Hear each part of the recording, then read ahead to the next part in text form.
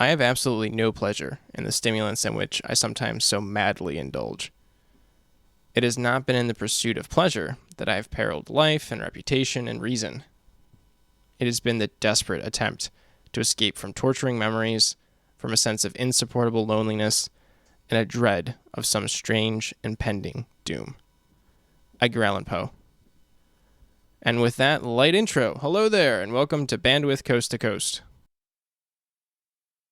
One of the intents I have with this series is to highlight what we take for granted, what structures, economies, influences, etc., that exist within and without each of us, which knowingly or not, are taking an active hand in shaping the emerging world in which we inhabit. An emerging world, or the innumerable behaviors, effects, changes, so on and so on, that are continuously occurring and evolving in every dimension. As we further transform as a species, further augmenting what we're given with genes, with what's built by us, or putting it more succinctly, technology, a few behaviors become strikingly apparent. Our lifestyle has become more sedentary, our pollution has increased exponentially, and the area in which we live has become more and more dependent on environments we control. Environments that are powered more and shaped more by consumer markets. One of the features of a Western consumer society is the consumption of mind-altering substances. Caffeine, sugar, alcohol, tobacco, those are a few common mainstays. However, with numbers that exist at scale, heroin, methamphetamine, cocaine, all add up to a big market, and with time have become mainstays in and of themselves. This is to say nothing of marijuana and its increasingly legal black market mixed economy and mixed part of society. The substances in my latter grouping have a steady and at times growing demand, in spite of their illegality. What behaviors, effects, changes, and sufferings that emerge from this illegality is innumerable. And it's all happening right out in the open, being felt most dangerously right next door to the United States in Mexico, where illegal businesses work hard to meet the demands of American consumers. Because, as my guest powerfully puts it, drugs are a part of the modern consumer society we live in. Mexico's drug cartels make billions of dollars a year on illegal drugs, and what emerges out of those dollars is the focus of this episode's interview. My guest is author and journalist Ioan Grillo, who spent the past 20 years in Mexico reporting and authoring books on the Latin American cartels. Ioan gives some insight into how the hydra of problems with cartels, military, police, government have grown over the years, especially during the escalation of violence in the past 15. He details how this plays out and is felt by a typical person caught or tempted into the drug business. Like just a few days before we recorded this, when Ioan had gone down to Jalisco to report on a former governor who was assassinated in the bathroom of a club. One of just many of the deaths that are occurring each day because of this violence, though many more of the victims are unknown people. I encourage you to check out any of Ioan's books to hear and understand more about those unknown and mostly unfelt individuals who tackle with the reality that our current drug system rigs a laboratory to create. Books like El Narco, Inside Mexico's Criminal Insurgency, which is the base for most of the questions I ask in this interview. Or Gangster Warlords, Drug Dollars, Killing Fields, and the New Politics of Latin America, that tells the human stories of those tempted into drug cartels. Along with his newly released book, Blood, Gun, Money, How America Arms Gangs and Cartels, which just dropped this week. He has a great writing style that you could see shine through a bit when you hear him talk, and I encourage you to pick up any of what he's written to gain more of an understanding on cartels, drugs, and what emerges. All right, you got drums, a promo, and then my interview with Ioan Grillo. Thanks for listening.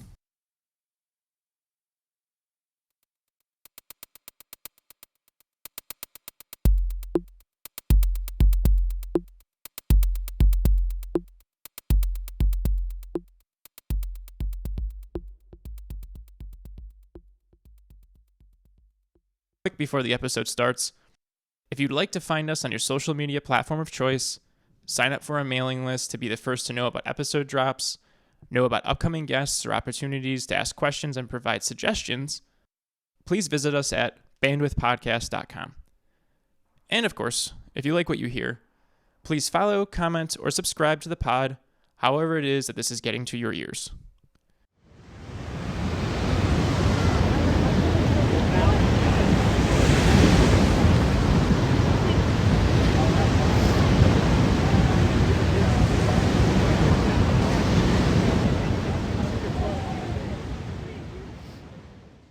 All right. Well, thank you very much for joining me. So just so we have it, would you mind just introducing yourself really quick? Yeah, my name's Ioan Grillo. I'm a journalist and a writer. I'm from the UK originally. I've been in Mexico 20 years. Spent a lot of that time covering drug cartels and cartel violence. Written 2 books already published, a 3rd book coming out in January about this issue. Excellent. Yeah. Well, thank you for taking the time. I'm extremely excited to talk to you, which is a little. I always find it funny when I say I'm really excited to talk to someone when I know that the topic is going to be heavy, but yeah. I'm very excited. So something I ask, kind of as like an aside for all of my guests the first time they come on, and I was actually thinking about asking you this, and I thought about how, given the topic matter that I know we're going to get into, it's a little out of place, but I'm going to do it anyways. Which is, what do you like to do that makes you happy? Wow, what I like to do which makes me happy. Just a couple of things. Loads of things. One of them, I like walking in the countryside. That makes me happy. Clears my mind. I'm also a big fan of reading books and drinking cups of coffee. Yeah, that sounds great. I can vibe with all of that, actually. I really enjoy walking in the middle of nowhere, or even just walking in my neighborhood, as long as I live in Southern California, so the people that drive here is quite stressful. So I try to take it where it's less people and less cars, but I can definitely vibe with that. Yeah, that's great. So I had a feeling that I would get along with you, especially after reading your book, ʻNRP. I read it. I picked it up a while ago, and I made sure I finished it before the call that we had. And I'm sure I'm going to flatter you a bunch with your writing, but I really enjoy your writing style. I wanted to say that. Like, thank you. Yeah, thanks. The way that I would say the way you disarm such a chaotic and brutal, like truly brutal subject, and then you kind of make it into a human manner, which is really what I appreciated with it. Let alone, I really enjoyed your quotes before every chapter and the little sections that you take out, like the one from Thomas Hobbes' Leviathan. I thought that was really great, because I've read Leviathan and I was recalling the quote, but it was out of context in the way that you were framing it, which I thought was quite amazing. And I'm also a huge fan of the Victor Hugo quote, "What's the most powerful thing in the world? And that's an idea whose time has come," which you worked in there as well. So your writing in general. Yeah, thanks. With the writing, I try and, it's about communicating, try and tell the stories. A lot of different cultures have different storytelling, ways. I feel that I grew up with a lot of good storytellers around my friends. A lot of them, might have been sitting around smoking hash back in those days, or drinking beer in pubs. There's a lot of good storytellers, I think, and when I would go back, I've cousins in the west of Ireland as well, and when I would go back from Mexico, and my cousin there would take me to the pub, and he would say, "Oh, he's my cousin, he's a journalist in Mexico," and I tell my cousin's stories. He'd turn to the next guy and tell the stories to the next guy in the pub. And the way he told them, the way he kind of refined them and told them, look at this. I feel that you want to write a book, you want to engage with the reader and try and tell these things. Now, it's heavy stuff. I've been covering a crazy era of bloodshed in Mexico for the last 20 years. It's been tragic and humanitarian catastrophe, I'll call it. There's been in the last 12 years more than 300,000 murders in Mexico officially. We don't know how many of those directly by drug cartels or the security forces fighting drug cartels. There's some estimates it could be 2/3 of them. That tens of thousands have disappeared. So it's been a very horrific situation, which I found myself covering, but still, I think it's more criminal when people write about this stuff and make it boring. You know, you know, you get some of these texts like, how can you cover this insane stuff? And you've really got to try and bring this stuff home to people. So yeah, you know, I found myself, I mean, you know, when I first came to Mexico, which was in the year 2000, as a 27-year-old, young and dumb, and had kind of, you know, dreams then about, fantasies then about Che Guevara and, you know, like military dictatorships, and kind of, you know, I'd seen the film Salvador by Oliver Stone back in the 1980s about this, played by James Woods, funny enough, this kind of crazy journalist who's like, you know, kind of crazy drunk journalist covering it. So I had these kind of weird reference points there. And then found that it all finished, and very quickly just fell into the idea of the drugs, because I grew up in an area in the UK with a lot of drug taking. So as a teenager, I was around a lot of drugs. I saw various friends die of heroin overdoses. So a lot of friends take drugs and go on. It's a huge amount of drug culture. I mean, really, 80s, 90s was a massive era of drug culture in the UK.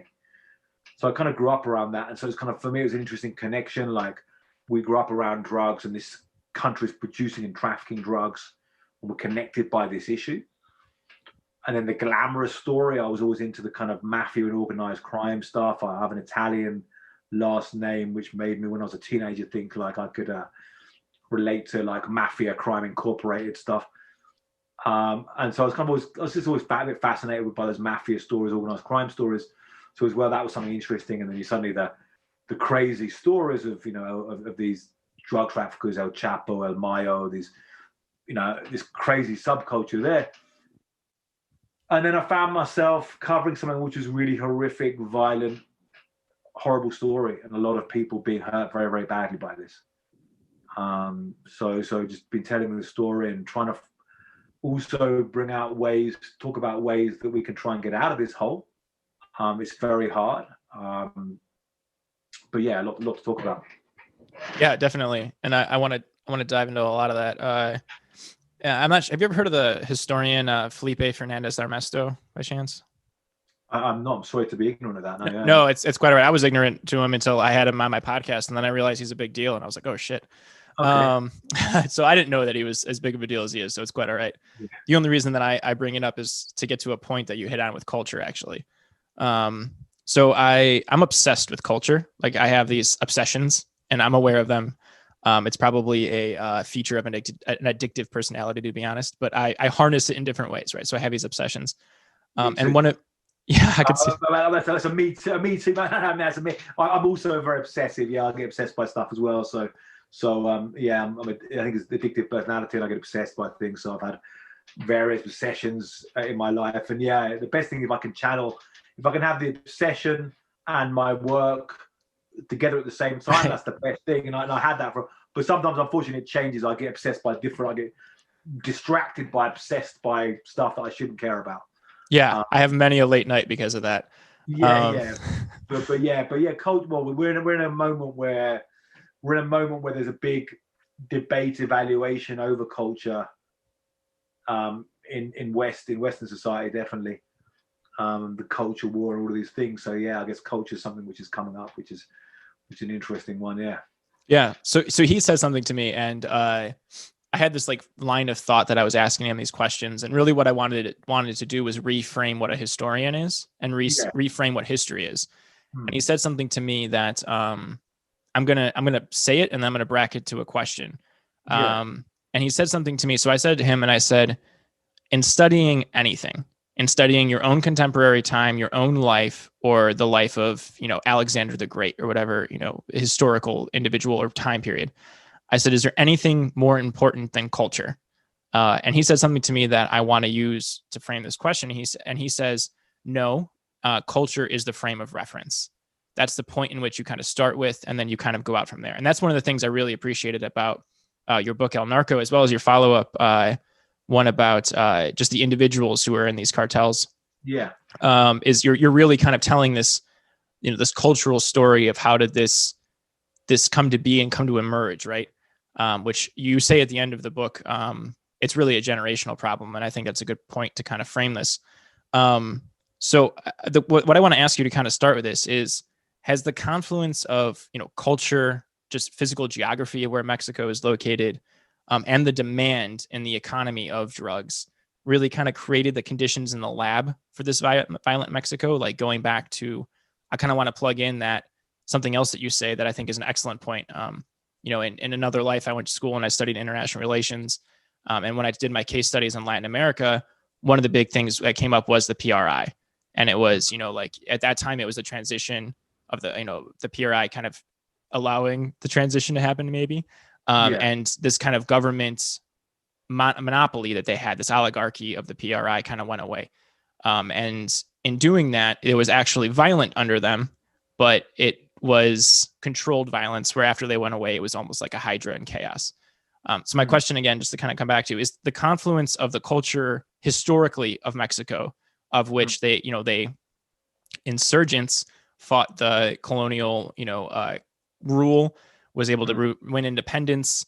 And then kind of what emerges out of this is this, monopoly on government, which is then almost a mafia in all but name it in itself. And then that goes away, and then we kind of have here. So is this confluence of geographic location being south of the border? Because you mentioned that too, with being an easier way to avenue in than Colombia, as well as the culture. So I think I've espoused enough. Yeah, sure. So, I mean, on that first point about culture, that's fascinating. But I perhaps wouldn't put quite as much dominance. I mean, culture's huge and important, but I don't think it's everything. I think it's. I think culture is one thing. I think economics another thing. I think politics is something else. I think there's various factors that come together. And human beings making choices.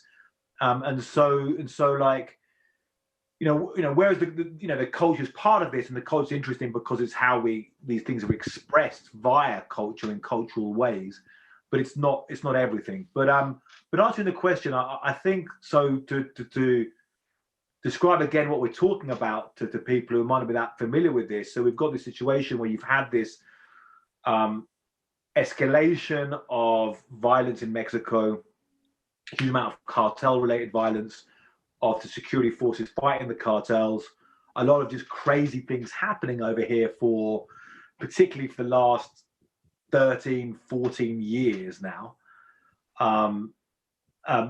A big military crackdown against the cartels that happened in 2006. The military is still out there, still being now being extended, being out there. Crazy battles that have sometimes involved 500 hitmen, if you can call them hitmen, sicarios, 500 armed cartel type guys fighting 2,000 federal police, mass graves with more than 250 bodies, single massacres of 72 people, and loads of hits happening all over the place, and just like a lot of crazy things happening over the last few years. Diversification of the cartels into a whole bunch of businesses, oil theft, human smuggling, people trafficking, sex trafficking, piracy, extortion, massive ways of kidnapping, demonstrations against the insecurity, all kinds of things. So to give some context to this, and you raise the point which is central in the book, you have this change of power in Mexico. So you have 71 years in Mexico between 1929 and the year 2000, where you have one party controlling the presidency for that whole time. It changes the name, but it's one party. And at 2000, which is the year I arrive in Mexico and begin my investigation, is like this year, bang, when this party leaves power. So you have these big hopes in Mexico for democracy, for the free markets, really shown by that president who takes power in 2000, Vicente Fox, who's quite known in the United States, a personality. He was trolling Trump a lot. But Vicente Fox was a former Coca-Cola executive, this kind of, this different style guy, character, and this idea of the kind of free markets, the end of that, the bad old days are over, good old days are happening. And then that all went bad. And then we're in a place now with, a huge amount of violence happening, kind of stagnation, inequality hasn't improved, and a lot of corruption still horrific, and all of these things. So I think we kind of see a perfect storm. So there's kind of, in a way, that the stars line up for this bad thing to happen. So we see various factors happening that lead this. So one of them is this end of 71 years of one-party rule and this movement attempt at multi-party democracy. Now, this fits into a bigger global picture. Again, 90s, 2000s, this idea that the world is going to all become, everyone's going to become liberal democracies and everyone's going to become free markets. We see this, end of the Soviet Union, a couple of years before that. We see all of the end of these military dictatorships across Latin America from the 80s and 90s, and these idea of these multi-party democracies, and this idea also of free markets taking over. Neoliberalism, if you will. Neoliberalism, the kind of neoliberal period. But the neoliberal economic ideas, but also this idea of the kind of liberal project in the sense of free market of democracy, liberal democracy everywhere. And then a couple of years after that, the idea of even you should even go there militarily to have liberal democracy. That's the kind of and then we see during this time, in fact, this dream souring, this kind of international liberal project souring. I think part of that souring was in Latin America, was in the failure of democracies in Latin America. And perhaps people, a lot of people won't see this, the idea, but I would argue there's been a failure in many ways in liberal democracies in Latin America, and now we've seen a step back from that. So we've got Venezuela's become authoritarian, corrupt authoritarian country. Sadly, a failed socialist experiment or failed experiment attempts by a government to have socialist-inspired reforms there. We have Cuba, which everyone thought, well, Cuba was going to go. Cuba didn't go. Cuba's still got strong control by the Communist Party. We have Nicaragua, which has become an authoritarian country. Which was quite a popular left-wing revolutionaries back in the late 70s, 80s. Now authoritarian country. Honduras has become an authoritarian country and from the right. Brazil's elected a right-wing populist authoritarian with authoritarian tendencies. So we kind of got this step back from it. But also in many countries where they still have democracy functioning, basically a big, it didn't deliver to what many people, what they wanted. In Mexico is a classic example. So the idea that Mexico would open up and the free market. So after you had NAFTA in 94, North American Free Trade Agreement, and this idea that Mexico is going to really improve, and would it end up with Mexico on level with the United States? It would kind of level the playing field with this economic union or economic free trade area. That didn't happen. So what we got is things like in Mexico. And I did a story about this a couple of years ago. I went to the factory over in one of the car factories. And whereas, car workers in Detroit are getting like, what is it, $25, $30 an hour. You get people working in car factories in Mexico who are getting, realistically, something like $10 a day. That's what they get. So that's what NAFTA did not level this thing up. Right. Maquiladora. What do they call them? Maquiladoras are the maquiladora. Assembly plants. Assembly plants, particularly in the zone. But full-on car factories in a bunch of the country as well. Some of them, an hour away from Mexico City. So anyway, so you got this. Basically, it didn't happen. So in Mexico, you had the rise. Now, at the same time as this move to democracy, this attempt at democracy, you had the movement in the drug routes. So whereas Colombia initially used to come straight from, whereas cocaine used to come straight from Colombia to the United States, people used to get in planes and fly cocaine right over the Caribbean into Miami, into Florida. All the stories back in the 70s and the 80s where people would like fly, the cocaine cowboys stories. People would fly there, drop some cocaine. There were stories from one a priest preaching about drugs.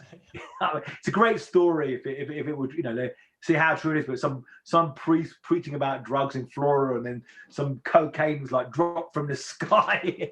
These are the cocaine cowboy stories, But it used to be like easy, it was wide open. Just get in a plane from Colombia, fly to Florida, Then you had the whole thing there of, under Reagan, the war on drugs, South Florida Task Force, block that. He's got quite a tight corridor of drug trafficking you can block. So block that there.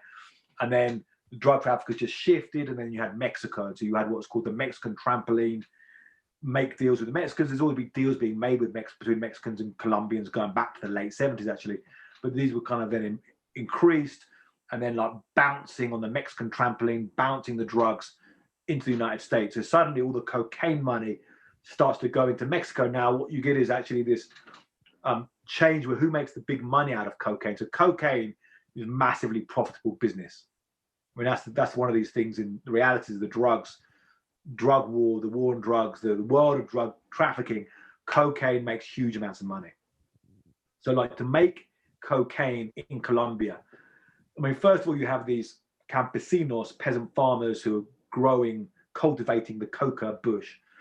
And then they go through this process, and they go through this first process, and they have this like bunch of leaves, and that bunch of leaves is worth like $80. Now that bunch of leaves then gets put through another kind of more sophisticated chemical process, and you get the kilo brick of cocaine. And that kilo brick of cocaine is worth, depends where in Colombia you buy it. If you go right into the jungle, you're going to get it cheaper than if you buy it in the city. So between like, $1,000 to $2,000 for that kilo brick of cocaine. Then that kilo brick, a couple of $1,000s in the city, they're going to take it to Mexico. By the time it hits the US, it's like $30,000. So who's making that big markup? Really, the big markup is the Mexicans, who like to do the distributors. It's a bit like a DEA guy said to me. He said, like, who in these kind of economies makes the big money? Is it the person who grows the vegetables, or is it the Walmart who sells them? And it's the Walmart. It's the distributor who ends up making the money in this kind of economy. So then it comes up, and then it gets in the United States, and you've got big markups in the US when they, you take a kilo, it goes through a few different stages, and then people might have it in a nightclub, cut it up with crap, and sell it to people who are taking a line of cocaine, or cook it into crack cocaine, and then we got more money there. But still, the Mexican cartels end up being the ones who make the really big wholesale trafficking money. So all of these billions and billions of dollars just get pumped into Mexico at this time. And then you have crystal meth. So then you have in the US, this big growth in people taking crystal meth. 2005 in the United States, Combat Methamphetamine Act, which makes it harder because there's a lot of biker gangs cooking up meth, typically in the US. Makes it harder, so it goes to Mexico, a bunch of Mexican cartels running super labs, importing the raw ingredients from China and from all over the world, cooking up meth and taking it to the United States. Massive money in crystal meth as well. And then you've got massive growth of opiate addiction in the United States. And the roots change in that as well, whereas traditionally you had heroin coming over the Atlantic. It all becomes very much Mexican heroin. And then more recently, Mexican heroin laced with fentanyl. Often it's a big seller now. So all of these things mean that Mexico, there's loads and loads of money being pumped into drugs. So you've got this change of the political system, and then vast amounts of money being pumped into these organizations.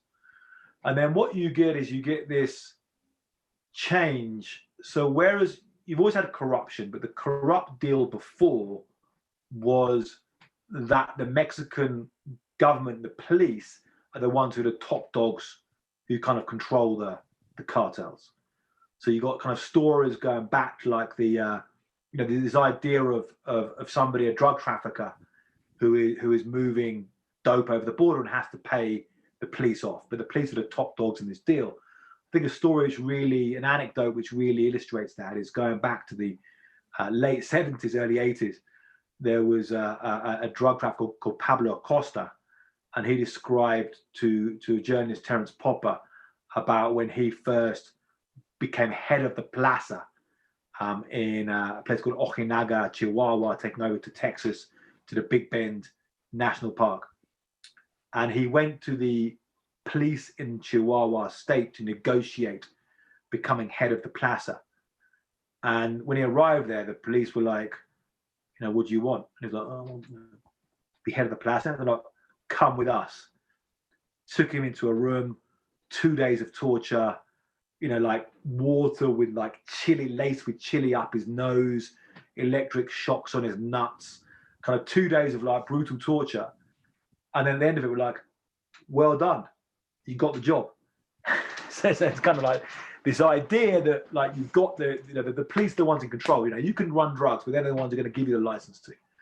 So you have this relationship between drug traffickers working the police always can get their money, and then they can take down and take you down at the end, so that it makes them look good, or you don't get too big for your boots, or take down somebody who's not paying their bills to the police.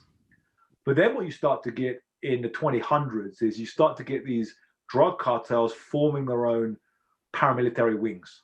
So it becomes paramilitary organized crime. And you get things like the Zetas cartel, who are ex-military or military guys, active military guys who defect to the cartel and then recruit more, and they start bringing military tactics. So it's no longer, a guy with a shaved head and tattoos and a pistol. It's like a guy who's like military training, with active military experience, with an automatic rifle, with a metal helmet, with a bulletproof vest, with a radio, and a whole bunch of them organizing and starting to fight amongst themselves.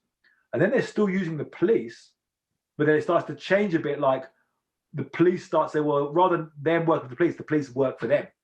So it's like a change in the power, weird change in the power structure. So you get this kind of thing of them killing loads of police, but often you get things where you have two cartels fighting over these cities and then knocking down police, killing police to try and control the police. And then you get police forces fighting amongst themselves. And this is kind of weird stuff. I mean, I was covering this as a young reporter. I was working for the Houston Chronicle and covering this. It gradually developed, so I can look back on it now, these things are covered. But back in 2005, I was in Nuevo Laredo, Texas. Nuevo Laredo, Mexico, away from Laredo, Texas. I was about to leave the city, and suddenly there's a fight between the federal police and the municipal police, a shootout. That this big firefight amongst these two police forces in the city, and have to run down and cover this thing. Yeah, so like you have these kind of crazy things happening, and then the cartels among this become, what I call gangster warlords.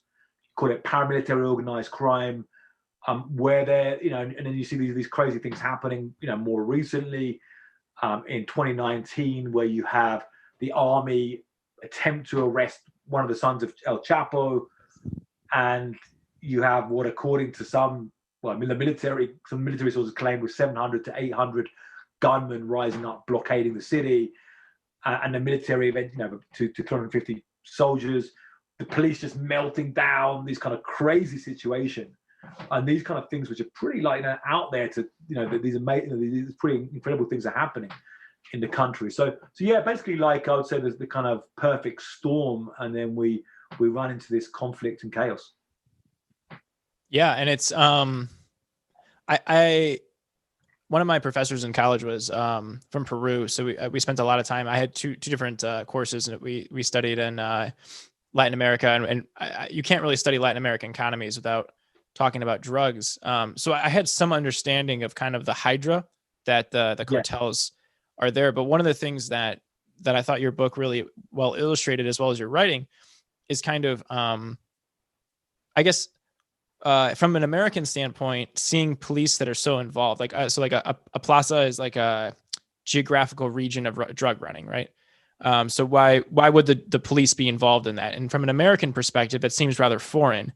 But something that you mentioned in there is that the police, like in the 70 years of the PRI rule, we're doing, for lack of a better word, shady shit all the time, right? Yeah. So for them to transition to saying like, well, instead of it being a governmental mob boss, I'm now doing it for a cartel mob boss, and I'm getting paid more. The transitions, it doesn't seem that much. And it felt, reading your book and kind of reflecting back on some of the studies I've done, it made me feel a lot more like these neoliberal economic policies didn't really understand what they were getting involved in, right? That there was a lot more going on with the government and the society of Mexico that's simply saying there's a new leaf and we're going to have democracy. Well, you're ignoring the fact that there's pressures from the geographical location of it's a lot easier to run drugs here, as well as kind of the legacy of, well, this corrupt organization has been in place for so long. So just to simply say, Vicente Fox coming in and saying, we're going to change things isn't going to change the fact that this is why I brought up culture, the culture in which that there's this decentralized system of corruption. And now you're just injecting loads of money into it with what you said, like 1,000% profit, increases. Like it's just an immense amount of money coming into it, which is now creating this fractured system of paramilitary groups, like we said about the Zetas, and which many of which were probably even trained by the U.S. forces. So they have guerrilla tactics, and then it just kind of throw more money into it. And the fact that, you're going to get a lot more money from a drug runner than you are from the good guys, right? Yeah. So you've got like, I think one of the interesting things to look at this, one of the interesting ways to look at this is you have with this change to in the neoliberalism, but it was really the change from the kind of closed societies or the more authoritarian societies of the late 20th century in much of Latin America, or the mid 20th century in much of Latin America, and this kind of move out. The kind of project had the economic side, and it had the political side. So the economic side, the idea is you'd have free markets, globalization, open your borders, lower taxes, lower government spending, all of these kind of things.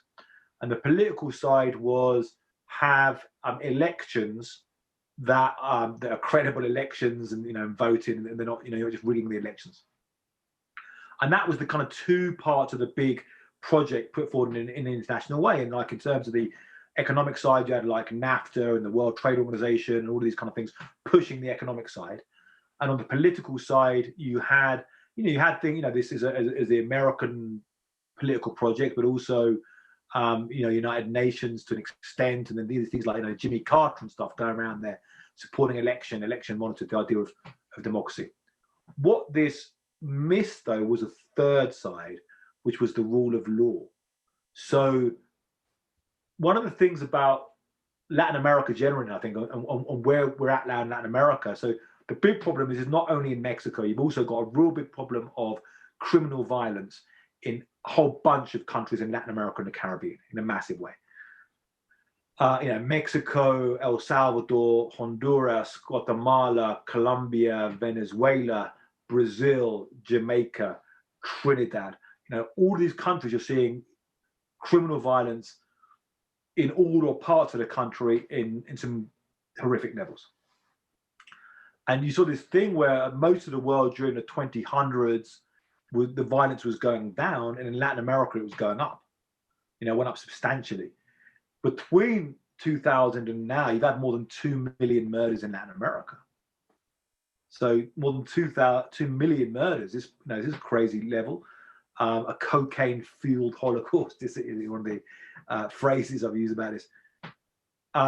So how do you look at rule of law now? In Mexico, Mexico's been a complicated country since independence. I mean, you could say the fault of, the fact of the whole colonial thing, you had 300 years as part of the Spanish Empire and so forth. But like since independence, Mexico's been a complicated country. Mexico independence came from the 1810 to 1821 War of Independence, which itself was a very bloody war. So you have a very bloody, violent experience where the country is born. Also, in Colombia and stuff, and that affects things. That's not that long ago. 200 years ago, you have this very bloody war where the country is born.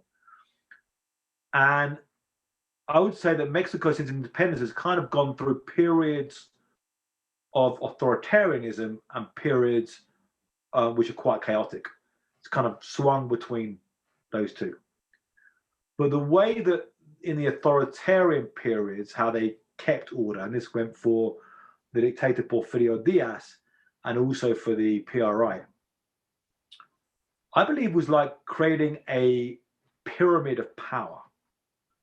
So you had at the top level this strong, powerful figure at the top, presidential figure. The PRI managed to have a thing of rotating the presidential figure, so it wasn't one single dictator, but it was a system, and that was kind of one of their, you could call it, successes.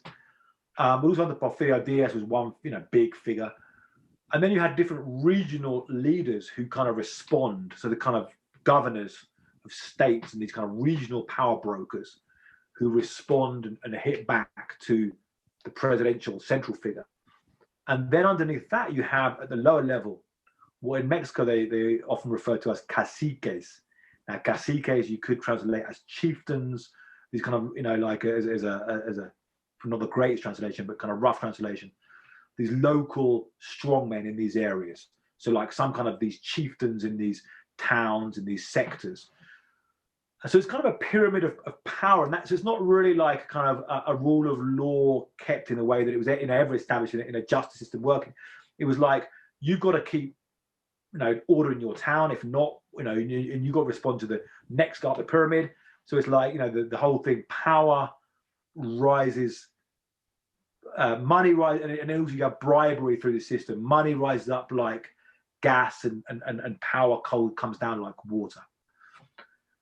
And then when we move to multi-party democracy, you then have still the corruption and still a bunch of caciques, but they're like fighting each other rather than being controlled in the centralized system. And a lot of the narcos fell into the role of playing these local power brokers. So now you get these weird situations where you have these small towns and the cartel. Now the cartels are now really fragmented. You have these big cartels, a lot of them being like, because the Mexican government has hit them, the DA has hit them, but then you knock down one, and then you get you cut off one head and a bunch of other heads spring up. Go back to the hydra. And so you have these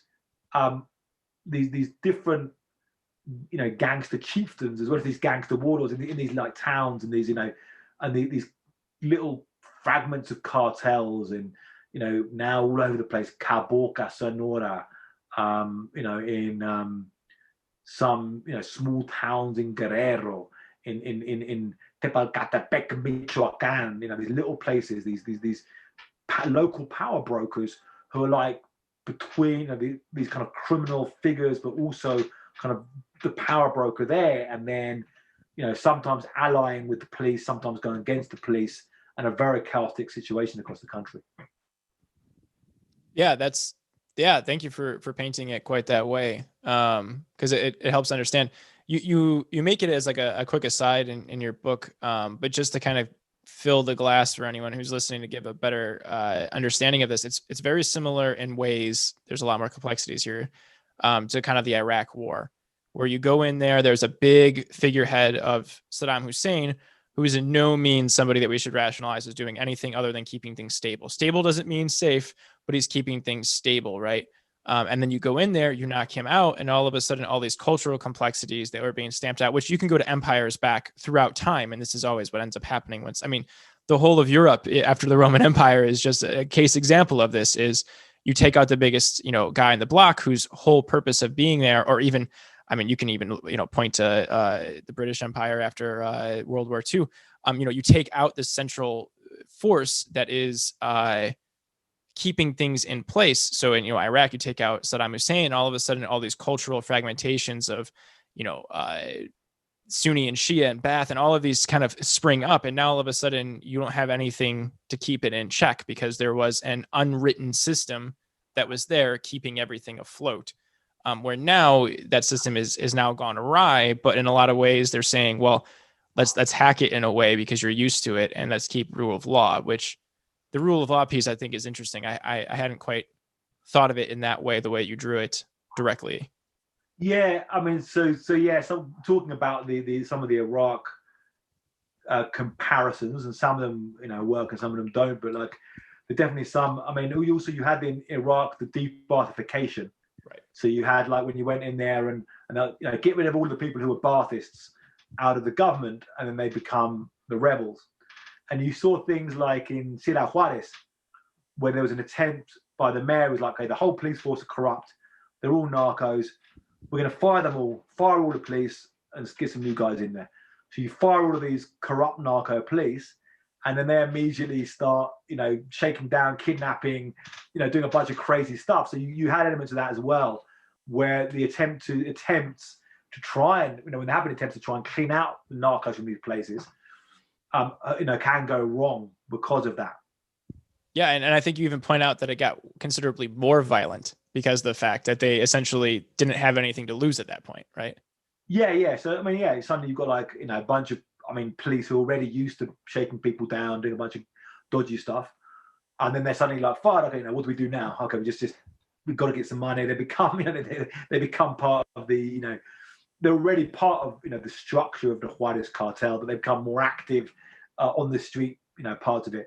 So crazy stuff. And these, Ciudad Juarez, which is has been the most murderous city of this over a period. It's not right now, but it was between 2008 and 2011, there were 9,000 murders in Ciudad Juarez. So that was actually the kind of bloodiest single battleground of this whole conflict over the last 20 years. It's less than 1 million people too, right? There's not... Yeah, 1.3 million. Okay, so it's about 1 million, okay. Yeah, 1.3 million, the Ciudad Juarez greater area. But so it was, for a time, it was the highest homicide per capita in the world, Ciudad Juarez. And I think right now, actually, Tijuana might be the highest murder per capita in the world. So you had these kind of, I was covering it back then, running around doing the crime beat, and it'd be crazy. You'd have so much stuff in single days, like murders happening here, murders happening there, places being, shops being burned down, shootouts breaking out, all of these things popping off around the city.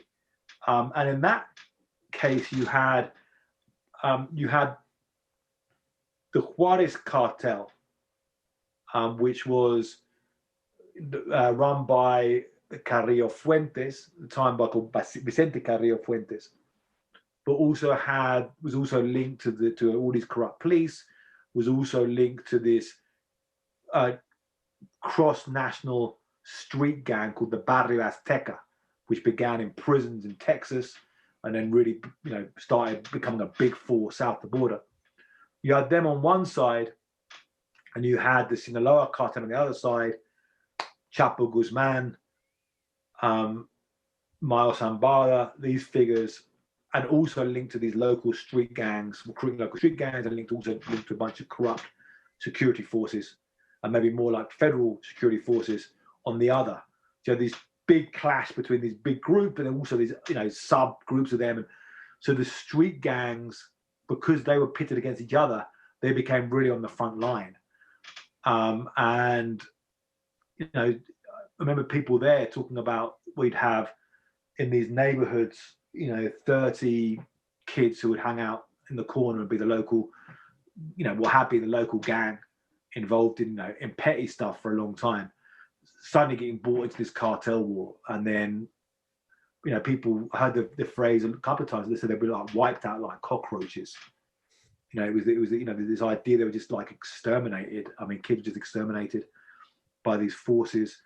And you had these horrific massacres where they go into houses of teenagers and shoot them down, and basically all these kids have been a local gang, either like dead, in prison, or run. So the murder rates, if the murder rates in the city was the most murderous in the world, in these particular neighborhoods, among these particular groups, it was off the charts. So being like a young person, a young man, boy, teenager in Ciudad Juarez, in one of these neighborhoods, around one of these gang environments, then was just like a horrific, catastrophic time. Yeah, and there's a couple of points. I feel like you have a penchant for economics, because I do, and it shows a little bit in your books. I try. I wouldn't say I've really got economics, but I try and get into it. Yeah. It reads well. One of the things that struck me is, and I'll tie it in now, is there is, how can I put this? there is an economy for violence. There's an economy for drug running. There's an economy for informing and things like that. But there's also an economy for murder. Yeah. And that was one of the things you say, that there's like a flat rate that's been, market forces have said there's a flat rate. I think it was like 80, it comes out to like $85 for a murder, if I'm getting that right. And, another flat rate for, running dope, and then it goes up from there as far as, the grade of narcotic. And that, I'm assuming that obviously has a part to play in how this violence got out of hand. Yeah, I mean, it's one of the, tragic things, this incredible things. So if you go back in Mexico and look at the paid assassins going back to the 1980s, and there's a book by a guy who's actually a paid assassin, who wrote a book called Lo Negro del Negro, and he was from a Spanish immigrant family, had a university degree, and was this kind of like paid assassin of kind of going the black of night with a pistol, and kind of like a trigger man, kind of more glamorous kind of idea. And then you had this move down, and this was really this was transported over from Colombia, this idea of the sicario. So the sicario is an idea and a concept, came back in Colombia. There's some stories that is actually invented by an Israeli operative, going back in a Medellin cartel, going back in the 80s in Colombia. But this idea of, you don't need to pay a lot of money in these countries, in these areas. You can recruit kids from the barrios, and you can recruit them and pay them a small amount of money. Now, it's not only about the fact you can pay them very low because they're poor, because there's very bad economic conditions in these places, and there's neighborhoods without running water, without paved streets. It's also, I think, a certain sense of purpose, sense of power you can give. Why do kids respond to this? And that became so in Medellin, they began recruiting these armies of these, and Pablo Escobar would recruit these armies of kids, and at times he'd pay them for every policeman they killed when he was fighting with the government. And then that went to Mexico. So you sort of change in language in Mexico from gatillero to sicario, or pistolero to sicario, and the songs about them. Against the culture, the songs in these narco corridos, in these kind of films, and like in Ciudad Juarez, where you had these very poor neighborhoods, and you had a lot of kids growing up in particularly bad circumstances, where they'd come from families that had immigrated from the countryside to the cities, where their mums often would work in the factories, going back to this NAFTA thing. So it goes there to these, often the maquiladoras would prefer to hire women than men, pay them less, and various. So some of you'd have, they'd hire the mums, some of the dads, they would not be able to get to work, and you'd have more family breakup. Dads immigrating to the United States. Sometimes women working in the sex industry in the border cities. There's big sex industries right across the southern Mexican border. So kids growing up in these areas, sometimes with broken, single mums, sometimes with dads who's also working long hours or away, immigrating in the United States. So then they go on the street. You've got, often dirt streets, very little resources given there. So they find the gangs as places to find company, to find, a whole bunch. Sorry? Community, yeah. A whole bunch of reasons why human beings like to be other humans. Being individuals is not our natural form. Our natural form was to be in hunter-gatherer bands. So I feel to an extent that creating gangs is quite natural. And the gang, if you look at a lot of the size of street gang cells, they're often 30 to 100 people. So it's often that kind of what hunter-gatherer bands are. That's sweet spot. I never knew that. That's fascinating. Yeah, and you see that. You look at that. Anything. Why do people form firms of hooligans or fraternities in college? These kind of groups that So people find company there. But then cartels recruit these kids. So cartels go to them, and cartels say to a kid who's 13, 14, sometimes younger, 12, but go to them, say to them, okay, you want to make some money. We're going to give you a cell phone. You stand on the corner. I'm going to give you $50 a week. So you don't need to give you a lot of money. I'll give you $50 a week. That's a lot more money than you've got. You know, it's more money than the other kids your friends have got. Give you $50 a week, sit there in the corner, and any time that any car passes, you call us or you send a message. And those street like hawks, spotters, they're called halcones, hawks. And it's interesting. I've been with police tapping into their radios. You hear them talking, and you know they sit there and they'll talk and tell, you know, give the message to the cartel boss. This is what's happening. This is, you know, who's passing in the area. So you have these halcones on the street corners reporting, and then they're recruited to kill. And then it's tragic the low level that they pay people to commit murder. So, you know, this is 10 years ago. They would pay like 1,000 pesos to commit murder. Since then, I found people in Central America who commit murders for even less, $45. Or people who commit murders actually for free in various places, just to try and, as a young teenager who wants to prove himself, just like, I'll go kill somebody. Yeah, who do you want? Just to prove himself, to try and you know, they had that as rituals in gangs to recruit them into gangs. You know, go out and commit a murder or go out and commit several murders before we let you come in the gang. So you get really this cheapening of life, and one of the things, you know, I talked to a lot of people who've done this. I've talked to teenagers who've committed these murders, and I've talked to them when they're older and they've committed these murders. And what this does to them, how this, you know, hardens them. You know, I remember this is going back a bunch of years, being in a youth prison in Ciudad Juarez and talking to a 14-year-old then who'd already committed double murder. And then what does that mean to you? I mean, like, he had a 1,000-yard stare.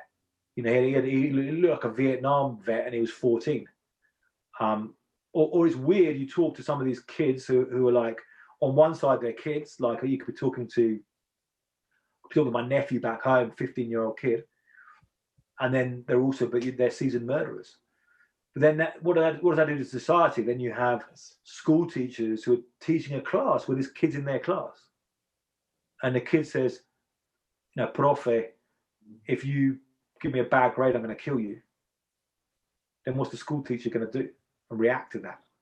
So then this really perpetrates and changes society when you have these people recruited into killing and murder being so cheap, and then you have a market for murder. So then, and you have murder being committed.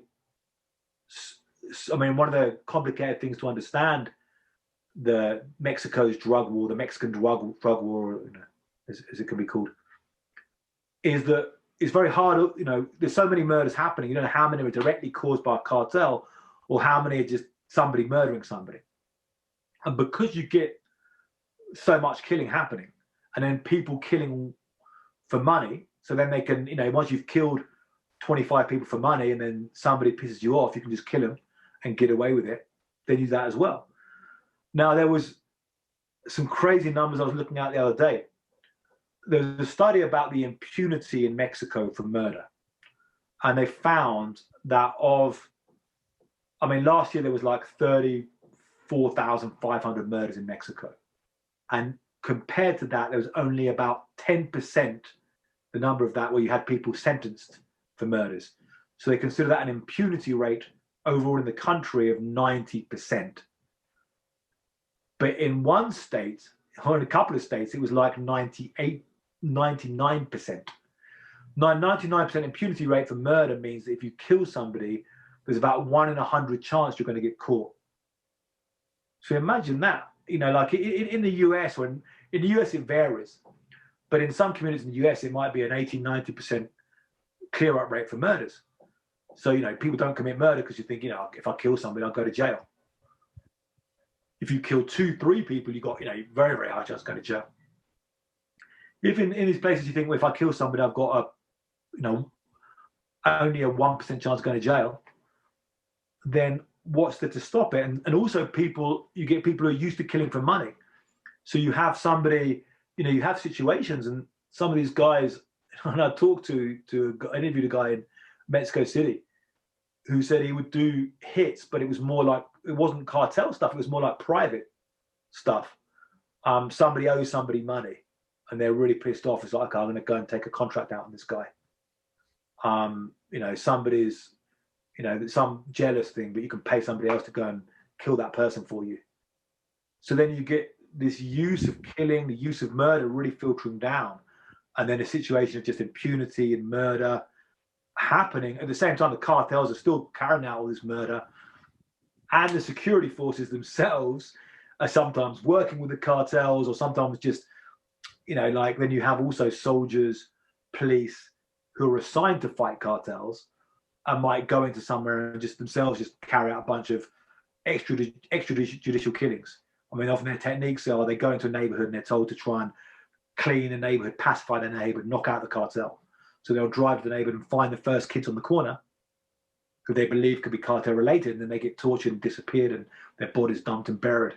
And so abuse is carried out by the security forces. So it's kind of rampant murder everywhere, and that's the situation happening.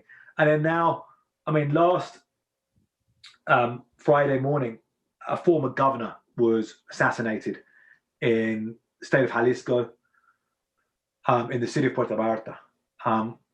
He had 15 bodyguards assigned to him. He had, supposedly, according to somebody I talked to, had 6 bodyguards on duty at the time. And there was talk of, he was assassinated with them. There was talk about how many hitmen went into the job, to do the job. But if they can't protect a former governor with 15 bodyguards assigned to him, how can they protect anybody? How's anybody safe in the country? And that's the situation. Yeah, that's a really great point. This sounds such a strange thing to say, but this is kind of like a phrase I've been thinking a lot about, which is the commodification of murder, right? And if you make murder a commodity, if you make it being able to be sold in such a way, it goes more to the hydra point, because it's now decentralized everywhere, and if you have, one of the things that I think COVID is really shining is economic instability. If you look at it as a sum, you're like, oh, okay, it's 90% or 80% or whatever statistic you may look at. But if you start realizing and you start breaking it down and you layer geography over it, you start seeing that there's actually abject regions where, in the COVID example, it's spiking out like crazy, or maybe like certain demographic groups, it's spiking like crazy. Or in what you're saying, certain regions in which the propensity of being able to be easily convinced into taking a murder for $45 or $80, because of the barrio that you're in, because of the situation that you're in, it's going to make these pockets where that is all the more brighter, if you will, of a problem, which then self-perpetuates itself, because it creates a system in which, this type of murder runs rampant. And like what you said, there's no more, people of adolescent age. And the people that are there have these 1,000-yard stares. And I've been doing, for something else, I've been doing quite a bit of research into adolescent development. And like 14, 15, 16, you can fuck someone up for the rest of their life. Something as simple, which sounds so, banal, as not giving them enough love and affection. But if you're teaching them how to, like what you talk about, this one police officer, Tyson, teaching people how to dismember somebody, because if you teach somebody how to dismember somebody when they're 14, 15, you essentially, I don't want to use the word sociopath, because I think it's not enough of what's happening here. Of the true tragedy is you're teaching kids to become something else. And then to your point, that becomes a societal problem, because what do you do? And one last thing I want to plug is, the influence of the United States is such a huge part of what's happening in Mexico, because how do you reform a group of people that are in this situation, especially when you have this influence from the United States, which is trying to push more military, especially when it comes to like using the Mexican Marines as a strike force or what have you? Yeah, loads of points there. So a point about Tyson, when we haven't brought up in the interview, somebody I cite in my books. A case which really gets me. But he was a state police commander in Michoacan, who then came out in a confession video during the Calderon era, where he was captured by the federal police, and they used to make these people give confessions on TV. It's kind of really weird, creepy stuff. But then he confessed and said, like, yeah, I was actually an active member of the cartel, and I was actually not only committing murders, but actually getting these young people and training, blooding them and getting them to chop bodies up. So you blood them, and it's very much a child soldier phenomenon in that sense, and it does look and very similar to these child soldiers. There was a young kid who was 16, known as Juan Pistolas, recently, Johnny Pistol, Juan Pistolas, who became known a bit. He was in Nuevo Laredo in a group called the Squad from Hell, La Tropa del Infierno, this one cartel, and there's these raps about him. Juan Pistolas, he was a kind of become a legend. He'd been involved. He was like 13, and Juan Pistolas, this kind of guy. And then he was killed by the military, and he literally had his head blown off by the military, which gets into your point there. But another point about the commodification of murder is very interesting. I think with organized crime, you have two main areas of economic activity of organized crime, broad areas. Now, the first one is providing a service that is not, or a good or a service that is not provided legally. So it can be drugs, prostitution, gambling, or killing for hire. On the other side is basically stealing money, extorting, kidnapping, bank robbery, stealing, whatever. Now that can also then sell it off, so that it becomes then providing a service cheaper than the formal economy, because then you go and jack a truck. This happens a lot in Mexico as well. Actually, you go and jack a truck and then sell all those goods at a much cutter rate. You steal oil and you sell it. It's all profit. But so of those two things, now the stealing side is the one that really hurts the economy of society, because if everyone's if people are being shaken down and being kidnapped, and then why open a business? You're always being robbed, and that can really, you see that in Central America, where I think this has really hurt the economic development of Central America, is these shakedowns by gangs. You have no rule of law, so you allow a gang in a neighborhood of aggressive young men to shake everybody down, and that really hurts the whole economy. The other side actually creates economic opportunity. The drugs, drugs is part of this. Drugs, prostitution, gambling, they're doing that. Now, killing for hire is an interesting one in that, because you create an economy. People live as sicarios. They live as hitmen. It's what they do. They get money, but also you're killing people, which hurts, society. But then there is a sense where the use of violence is part of, when you have a failure of, especially when you have a failure of governments and state institutions to run justice systems, the use of violence is a way of the society kind of functioning and policing. The word they use often for killings is execution. If they use that word in Spanish, ejecutado. So it's a weird word. You say the guy's executed him, but execution gives it a slightly, he went and carried out an execution, death penalty. But it's like within the business, somebody hasn't paid their money, hasn't paid their bills, but also then the cartels can use it for themselves, offering alternative justice in their community, saying we're going to kill rapists, we're going to kill somebody who's burgling people's houses, so we'll provide a security there.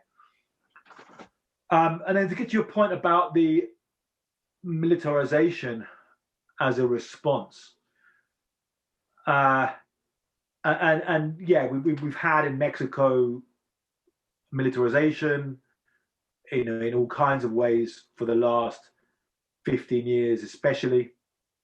So you've had the military directly used in anti-drug operations, the army and the Marines. We've also got a federal police force, which is effectively militarized, kind of paramilitary police. We've also now got a new police force called the National Guard, which is kind of a militarized police around the country. We've also got local state polices becoming militarized, and actually active military, ex-military being recruited in these state police forces. And you get, these local state units, and even municipal, like local city police. I remember being in one in the urban area of Monterrey. There was a municipality called Guadalupe, and being with them a few years ago, and there were local city police, and they were all active military, run by a guy who was a general, and they would have the police force got turned into a barracks, And it was weird because the guy who was the police chief, who was this general, was also an evangelical Christian. And in the morning, they have these weird evangelical ceremonies, or services, where they would go and say, and I pray that we're going to go out there and I'm going to fight the enemy, we're going to fight the devil. And the devil was the cartel guys, the sectas guys, and they'd go out there, and I was with them, and they'd be like super gun-ho. There was a shooting there, they were these guys like super gun-ho and like running, and kind of crazy situation. So you had this big militarization, and also a lot of criticism. I mean, this has been broadly criticized, massively. But then, so you've got a lot of journalists doing reports on this. I mean, loads of stories about and efforts to make military personnel be able to have civilian trials when they carry out these killing and massacres. Loads of massacres they've carried out, and then exposure of those. But then on the flip side, there was a survey here in Mexico a few months ago, and it found that it was like 80% were in favor of keeping the military on the street, against like 12% wanted to take them off. So you've got a difficult thing there. And then you have in some of these places where they attempt to bring the military off these areas for a while, and then businesses trying to lobby the government to get them back because they're all being shaken down by the cartel and want the military back.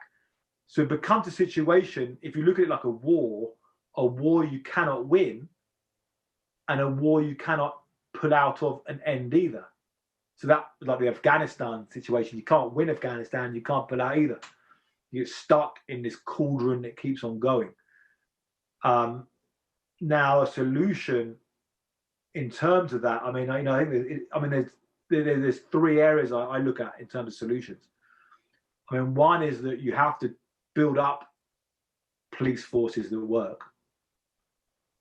At the same time, in the short term, you have to try and have a basic, try and keep a basic. I mean, when you have, because right now, if there's 300,000 murders and 270,000 of them aren't solved, there's so many murders. Bringing that impunity takes time, but in the short time, you have to try and think about just basic, work out what your basic targets of reducing the violence and reducing the threats to regular people.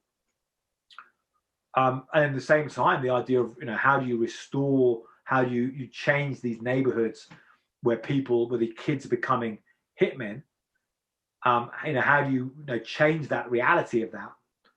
And then the third thing is the drug policy reform and take away most of the money or a lot of the money from the drug black market. Yeah, something I've been musing a lot about is, America creates this a massive demand for drugs, which then creates the Mexican conundrum of supplying that. And then also, I'm going to ask a different question. I would like to get into this because I know your forthcoming book is on guns, but then America supplies the guns, which then go down. I heard somebody say he was like he's a former can't remember his name, but he's a former Mexican military individual, and he said that America supplies the guns and Mexico supplies the bodies. So you have this like conundrum of cross-border economies that are circulating all of this, while you're saying, like you also mentioned in your book, like you even mentioned it right here, how many different police forces there are, all under different commands within Mexico, which then can lead to different fracturing, where you have one that's aligning with one cartel group and another that's aligning with another cartel group. And then you have all of this kind of fracturing that goes in. So really, this is like, a really opaque situation with not many good options for the next generation because of how incredibly complex this is. To kind of go back to Johnny Pistol or Juan Pistoles, it's something, and I just want to just bracket for 1 second before I go on a different line, which is the corridos, the Mexican folk songs, and go back to the kind of the culture of the Mexican Revolution. Was these corridos are like these Mexican folk songs which travel from town to town from these troubadours, and that was a means of actually like almost giving the news of what's happening in this kind of folk way, which is something I think 1820s, is not something we would imagine was getting actually, news wasn't spreading by troubadour, but it still was then. and kind of these glorification of, these Mexican independent, individuals like Pancho Villa and what have you. And then now that's kind of got translated into creating these ballads for cartel, individuals. And I think part of the other thing I want to overlay on this is the complexities of who's protecting who, right? Because the police may be shaking you down. The police may be lying to one cartel. Another cartel may be coming in here. So it leaves this opening. There's this cultural norm of making these songs. And then it leaves this opening for glorification of these individuals, both because they've escaped poverty, right? Back to the economic situation of whatever it may be. And also they could be, becoming these, living a short life of, glory as opposed to a long life of obscurity. And this cultural tension that is being created of, we need economic means. Here's a really big economic means. There's the culture right now is one of excess murder. So even if it's not, I'm glorifying this individual, it's resonating with me. Like you said, a rap song, it's resonating with what my experience is. And it kind of muddies all of this and makes it a lot more opaque. That, I appreciate a lot of the work that you do, because you help make this incredibly complex situation of both how it got here and what's emerging out of it a little less opaque, because of all of these numerous, and that's why I said geography of Mexico, of where it is, because of the colonial rule down to where it is located just south of the border, makes a really, really, pressure cooker for all of this to kind of start popping off. Yeah, I mean, so yeah, the corrido culture, the narco cultures, I mean, it's very interesting. But like you say, you had these songs. I mean, you say they were like telling the news. They literally were telling the news. I mean, songs, ballads were a form of telling the news, as they were in medieval Europe and so forth. So you have this tradition of the corrido, the ballad, set up in a certain way to tell the song, and then you have these ones of folk ballads of Mexican criminals going back many years, and then they start to go onto vinyl record, and you have Los Tigres del Norte, who are a band actually who grew in California, crossed over into California from Sinaloa, and they started doing their narco corridos.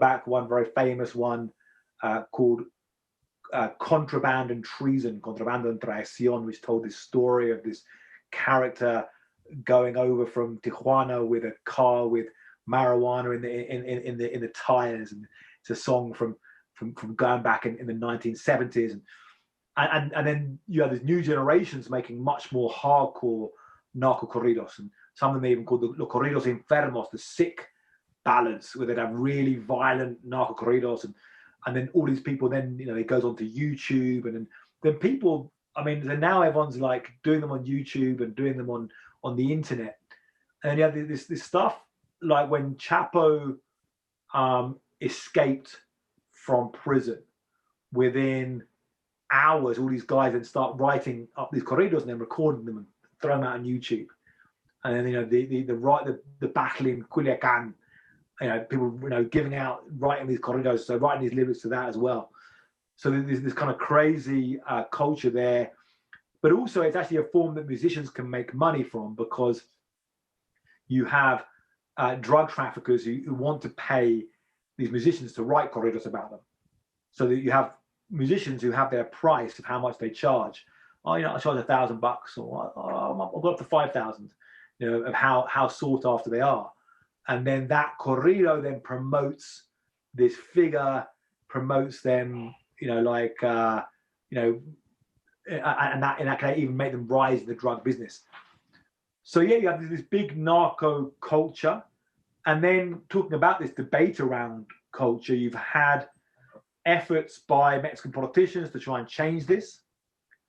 People criticizing. You've even got into the more mainstream manifestations of this. I mean, like Netflix then running telenovelas of soap operas, or big TV series like Narcos, and then you've got like even the documentaries. The extent of looking at this, and glamorizing to an extent some of these documentaries, and then you've got like so this whole bigger thing, and people saying, well, we should change that, and all this narco culture, we need to change that. And And that's a difficult question. Is about, I guess, one of the interesting questions of our time about culture is, yes, culture is very important, but culture is also something that's quite organic. And when you try and kind of, culture does come up organically. And when you try and make, like from a, we should change culture to make everybody different. And like, so you get these debates, for example, about, banning cop programs in the US, or saying that cop programs have, now cops are bad, so we should make them look bad, not glamorize cops. In Mexico, it's kind of the opposite. They were saying, well, there aren't any programs about cops. There was an attempt to make one by a guy who was the public security secretary, actually paid finance to try and make a cop program. That guy who financed making it is now in prison in the United States on drug trafficking charges. so he's got a bad end to that story. But it's kind of why in Mexico people don't look up to police. They kind of look down on police or see them as being bad and corrupt, because that's the reality. But also that the kind of cultural thing, manifests that way. So it is true, I think, that the culture does have an effect. I think maybe you can try and change culture, but not, you have had attempts, in China, in the Soviet Union, where you have a government wanting to dictate culture and shape culture from the top down. And I think you probably end up with quite bland, suffocating cultures that way. Not the best cultures. So I think, whereas I think it is true that like the culture does encourage people to become gangsters, then we're not going to really change it by trying to kill this. I think we have to try and look for other ways to change the reality and let the culture come from that. Or just try and tell stories. I mean, like if you want to try and tell stories that where the cop is the hero, or tell a story, or as a journalist try and tell a story, I try and find heroes in this situation. The heroes that I can find, I mean, I think among Mexico, and not just me, I think a few people have found as the kind of heroes in this could be some of these very much crusading Mexican journalists who have written about this and kind of exposed this and being killed in some cases. And sometimes some of these kind of human rights defenders, and there's these kind of stories, kind of heroes about this guy who was like a priest who was giving mass in a bulletproof jacket and speaking against the cartel. Perhaps these are the kind of small heroes we can find in these stories. Yeah, I appreciate your point about, I mean, culture is like language. Like you can try to influence it and you can try to force it, but it's an emergent quality. It's not something that is, I mean, sometimes it's intentionally crafted. I mean, especially like, post-Maoist China is definitely an appropriated culture, but it's to your point, is usually something that's very top down. Yeah, I think the best thing you could do really is just kind of recognize what it is. And the conundrum that is Mexico and kind of the drug war and all of that, it makes it for a much difficult thing. But I'm definitely going to think about what you just said right there and how to influence culture. The one individual who really stuck out in your book to me that I've actually found myself thinking about, three. I think there was the Sicario in Medellin, where you were saying that you were surprised how much you liked him. That one stuck with me because I've met, I try to intentionally meet people who are on the margins. And I've met many people who are quite complicated and not necessarily the most above board, so to speak. And so when I was reading that situation, I was like, oh, okay, I've had people like this. But I think her name was Alma Herrera. Her son passed away in a shootout in a mechanic's shop. Her two sons were there, and her other son was underneath a car, and just so happened to not get caught in the shootout. And I think I'm going to be thinking about that after this. Is how do you influence the narrative, is what I would say, right? Because these corridos are definitely they're a reflection. Why I like them so much, because I think art is a reflection of reality, of lived reality, right? Like what you were saying when you went to some of these prisons and some of these former sicarios, and their art was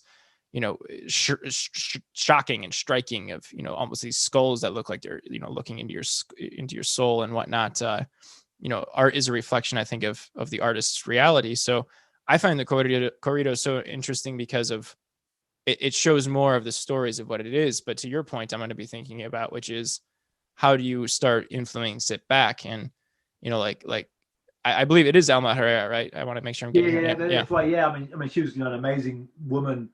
Amazing again, one of the heroes, and yeah, she's a really striking person. And there's been, actually, there's thousands of Alma Herreras across Mexico, whose sons have been disappeared or daughters have been disappeared and killed and have gone out, and there's various cases of people who've searched for years, who their family members disappeared and finally found them, and some men as well, but often women who have done this. And she was somebody who was particularly striking, and her discourse was like really, really strong. But it's an interesting discussion. I mean, I guess it's where we're at. It's part of where we're at in the age we're living in. We're kind of in the postmodern age now, so we're into kind of narrative warfare and this idea of trying to take over the narrative. But I'm not sure if it's actually the idea of is that this going to lead to really good things to come out of it? Because one of the cautions I have about that is, first it's like we need to change realities, not just how we tell them. We've got to change the realities, because like if like we've got some place with 1,000 murders and all of these people living in a horrible situation, and we could talk about it in a different way. But then, is that going to change the reality there? They've got the conditions that have to change. If a police force has to function, if the money from the drugs is not there, so these are physical kind of realities we can look at attempting to change. We've got things now happening like drug policy reform as a movement that we can look at and unite to. So I'm not sure if changing the way we tell the stories we change. I think look at reality. The other thing is the idea of changing the kind of narratives, which a lot of people are on board with. This idea of getting to this idea, it becomes quite a kind of power hungry thing. I want to change the narrative to kind of like, I want to shape the narrative, and it becomes then like hating on the people who are telling different stories and using different words, and this kind of narrative warfare. And then like this idea where you can just change the world by telling the stories we tell about it. They are important. To say tell stories. Or if we are in this narrative warfare, tell stories that are good stories. Tell stories whether they be. We can say you want to tell a story and you have a. The other thing is, we're talking about. I guess we have non-fiction and fiction. Historically, going back to the, Iliad or whatever, there was a merge between the two. But now we have non-fiction and fiction, but they're playing off each other, because we've talked about the drug war in Mexico. A lot of people will have their references through seeing it in Narcos. So I had a kind of critique of this. I was kind of like, I'm covering this and I'm seeing this horrible reality happening, and I'm covering things like with mothers crying and going to a mass grave, I've covered a mass bodies being dumped, 49 bodies which were all decapitated, all had their hands and feet cut off, and smelling, what this smell of human stench you get there. So it's kind of horrible stuff. I'm thinking, well, we should really, this should not be a kind of glamorous soap opera. This should be like The Killing Fields. This should be a horror film. I guess it's difficult because people on TV want to watch this kind of certain stuff. So again, how much should we care about, there were certain things I think, where it gets a bit sick. There was a reality show out of Miami called like Cartel Crew, and then they got in like Chapo's wife, and then she made like a guest appearance on this show, and that was very much kind of reality. It was like VH1 kind of reality show, and that was a bit like, ooh, this is getting like really weird territory, and that gets to that whole thing of like mobsters' wives kind of area stuff. So there's an area there which I think, I'm not down with this. I don't like this, but in terms of this series, I grew up watching whatever, The Godfather, later Goodfellas, listening to NWA, listening to Gangster Boogie, Schoolie D, I think it's the first gangster rap record. Donnie Brasco, all of these films, Carlito's Way, Scarface. So, I grew up. I can't say like I don't like these things, and these are an influence. And people are gonna. I mean, criminals have always been folk heroes. Going back to Robin Hood. You could look at Robin Hood, whether he was in fact, what was Robin Hood? Or he was a kind of Saxon rebel against the Normans, but he was also, his merry men. His merry men of, were these a bunch of gangsters really at the time, or later we have you go through to Dillinger and Pretty Boy Floyd and all these kind of people. So there's often been a folk adoration, a folk veneration of gangsters, outlaws, criminals. There's always been there. And is this something that's going to spend that much of our time, worth that much of our time to try and fight, or the idea of, people have, try and mess with the kind of have narrative warfare in kind of weird ways of changing the language and pushing to change the language to make so we're going to say that people are no longer going to be racist because we're changing the language.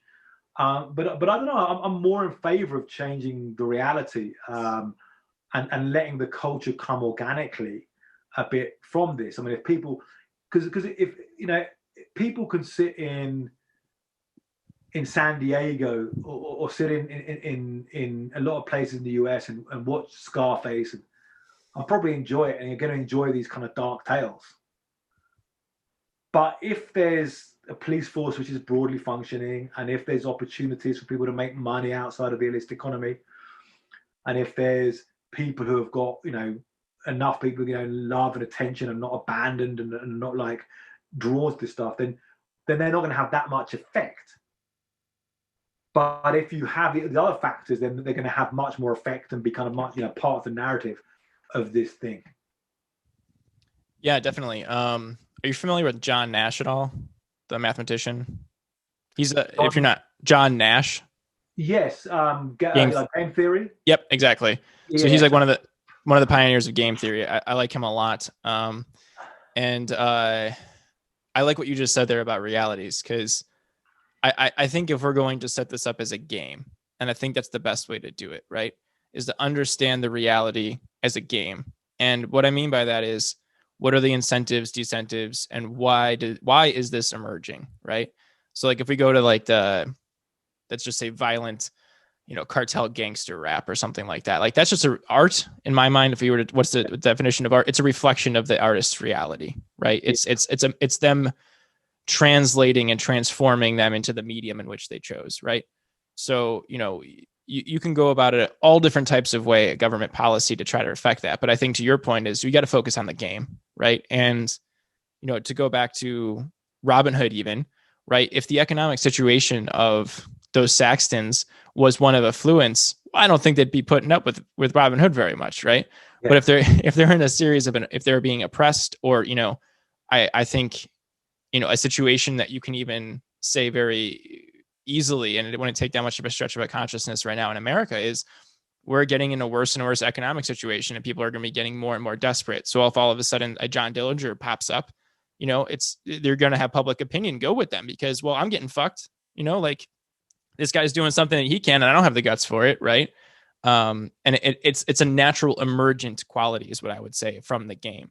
So to your point, I think, yeah, definitely, you have to change the rules of the game so that it's the reality on the ground isn't that, an $85 to go kill somebody isn't going to be an incentive to me. One, because I might get caught. Sure. I mean, that could be one aspect of it, but also there's other opportunities for me, so that all of a sudden $85 isn't going to be, enticing to me. Or, I think the story that in your book that stuck with me the most, I don't remember the individual's name, but it was somebody who was really into cars. So I have an obsession with cars. You want to talk about my wife? My wife always gives me shit about this. She's like, I never have to worry about you looking at other women, but as soon as a Porsche goes down the street. So I have like a huge obsession with cars, and I always have. Growing up without any money, I would always like work on my cars, and I would buy these like rickety cars, and I would like, get them to be able to take me to work or whatever. And he was just like, the way that you were describing, his eyes light up when he was talking about cars, and he like really liked it, and he got into this situation where he was running drugs just from like, take this car and drive it up the road, and just that's all you have to do. And he was flipping all this money, and to him, he was able to then soup up his car more, right? Yeah. And so he was forced into this, like, if I was to lay this on a la John Nash, the rules of the game for him was, I have a love of cars, and my opportunity to be able to have more, get better cars, and he was already punching above his weight, and his ability right there was to go and work for the cartels, which then he may have got set up as a patsy for a bigger thing, and now he's in jail, and I think also the situation where the cops come in and say, either we know what's in the car, or maybe there's a different one, but essentially, if it's weed, you're fucked, but you're going to get this thing, you should still talk to us. If it's narcotics, you're really fucked, and you should definitely, work with us. It creates the game for these type of plays, if you will, to emerge out of it. And I think your point is one worth underlying, which is, if you change the reality of on the ground, then these emergent factors become less. So instead of focusing on, stamping out, maybe like, gangster rap, or stamping out some of this glorification of, if it's an artwork, or, I have questions on Santa Muerte, or, any of these kind of religious, aspects that are kind of coming out in these really complicated things, which I think this was before we started recording, but I have quite a penchant for North and South American Native Americans, or Native, peoples. And there's a lot of death cults historically throughout the region. And once you kind of get into this jungles of Mexico, it's kind of more prevalent in those societies going back, thousands and thousands of years. So to have something like Santa Muerte, which is this, saints like death, death god, if you will, or deity, kind of emerge out of it, culturally makes sense to me. But also back to Robin Hood, if death is everywhere around me, and I have to deal with death, of my children, even just of me and my safety, having these type of aspects of culture come out as features just seem to make more and more sense. There's a couple of fascinating points there you brought up. About the anecdote of the guy. He was actually involved in kind of Fast and Furious type illegal street racing, which they call in Mexico arrancones, where they get these cars are lined up, they soup them up, and it's actually very, very fast. It's all on the. It's not like the movie Fast and Furious. They're doing kind of crazy races through the towns. These arrancones are like all off the break. I've actually seen them on streets in Mexico City, where they have on motorbikes, or on in cars where they just go really fast off the acceleration, and who can do a kilometer, like bang. We call them drag races in the States. That's what drag races are. Just straight, like, which also that's what horse racing, quarter horse racing, I guess, is in there. But talk about the mathematicians. If you remember in the book, a guy you should look more into is Andrés Fajardo, who was the mayor of Medellin, and he was a mathematician. And he had an interesting idea where he said, I look at this like a problem, or a mathematical problem. He said, well, the problem is we've got these really poor parts of town, and we've got these wealthy parts of town. The poor parts are all really separated, and that's where all the cartels grow. So we have to change the reality. So it's not just changing the reality through the idea of a communist method of like, where we're going to make Cuba where everyone's the same. It was like, we're going to change this where I'm going to use the government intervention. So I'm going to build the best music conservatory, and I'm going to put it in the worst neighborhood in the city. And that way, music students who study there will have to go to the worst neighborhood to study there, and that will change the concept of the neighborhood. And this was also done by this guy who was mayor of Sicily, who talked a lot about this in terms of like Sicily, Palermo, Sicily. And there's a lot of stuff around the mafia there, and so people would be recruited. You have these bad neighborhoods, so it's like restoring the physical space, changing the physical space, and it doesn't take that much money. It's about really changing the spirit, and I think where these projects have been done, they have had a big impact. Now, often it's hard to know exactly what's the impact from that project and what's the impact from other things happening. So Medellin was the most violent city in the world back in 1993, and quite a lot more violent than Juarez was at its time. It was really crazy. And you had these big projects and it really improves, but you also had truces and control from the cartel itself in reducing murder. And if you look around a lot of places where murder has gone down, it's often been the organized crime figures themselves who have been the ones controlling and policing and dialing down the murder rate. And that's had a real effect there. Yeah, I liked that part. I'm gonna check out his book afterwards, because I liked that part in El Narco, where he's talking about the best architecture should be in the poorest areas, so that it changes the narrative. Well, it changes the thought of those areas, which then over time will kind of change it. Which kind of goes back. Yeah, your perception. It's like your perception. Like how do you see the Bronx? How do you see that? Like what's how do you view it? So from that point of view, you change the reality, and the story changes after the reality. I mean, but it's changing the reality first, rather than just trying to change the story, and then the reality will change. So whereas New York in the 70s, 80s was New York's a really violent, rough city, and then it became actually New York's Disneyland. But it was the reality that changed before the perception, and now we're going back to this.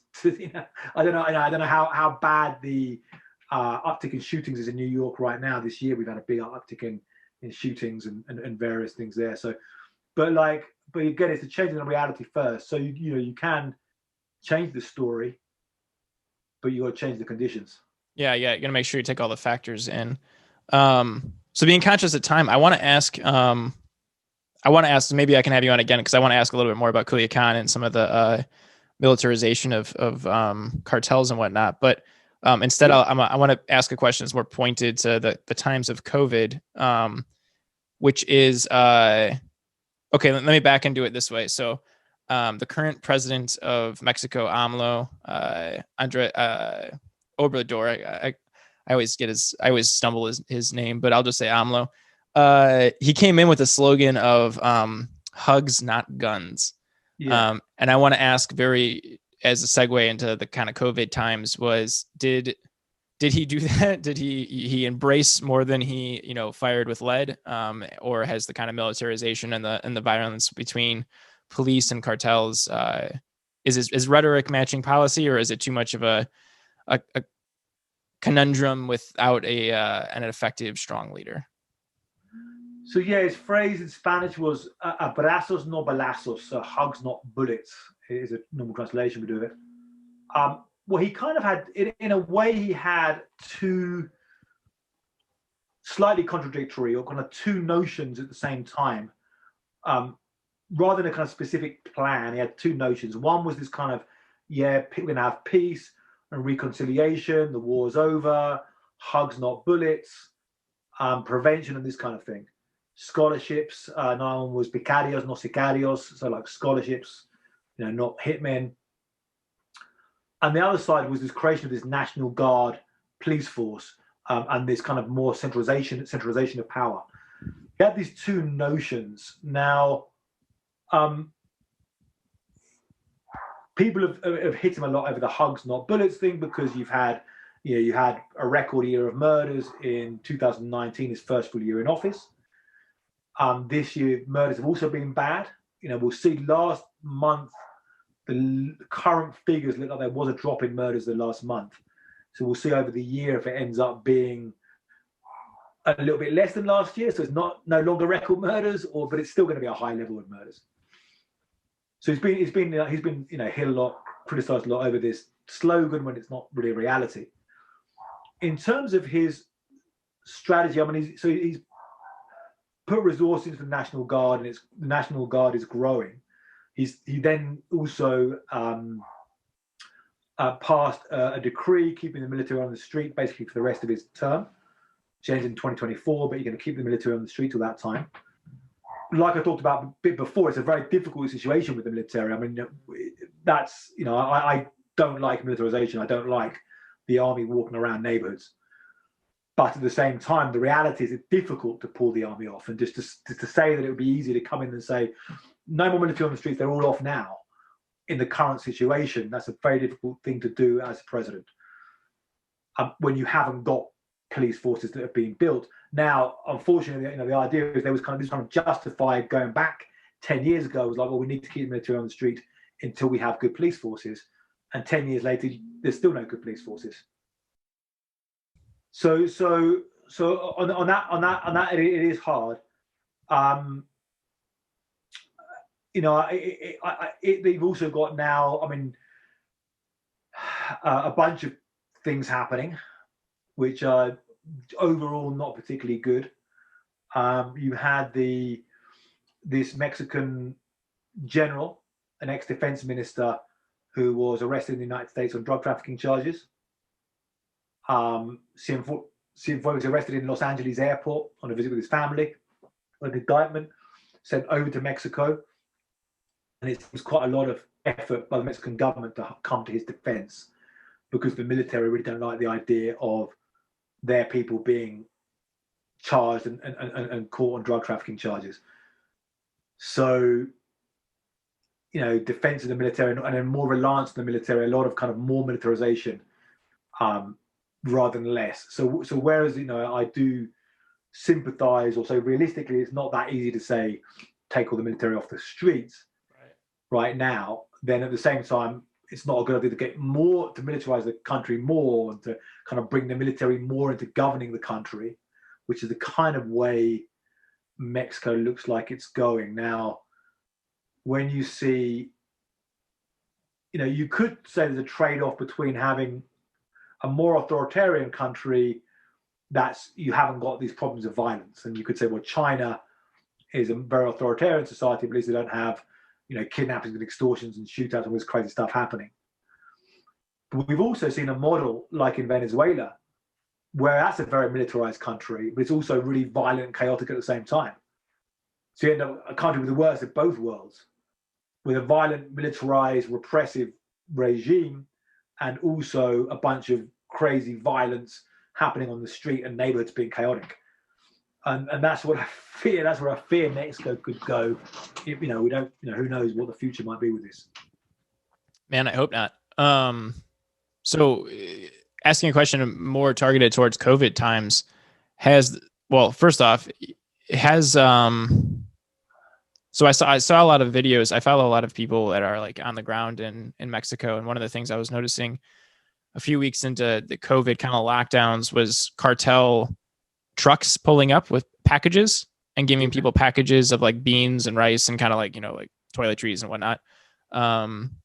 Is that something that has kind of continued throughout? Like, are they continuing to support local areas? And as kind of a flip to that, has the violence then also increased because either increased demand for drugs up north in the States, or just generally the chaos breeding opportunity for more turf wars?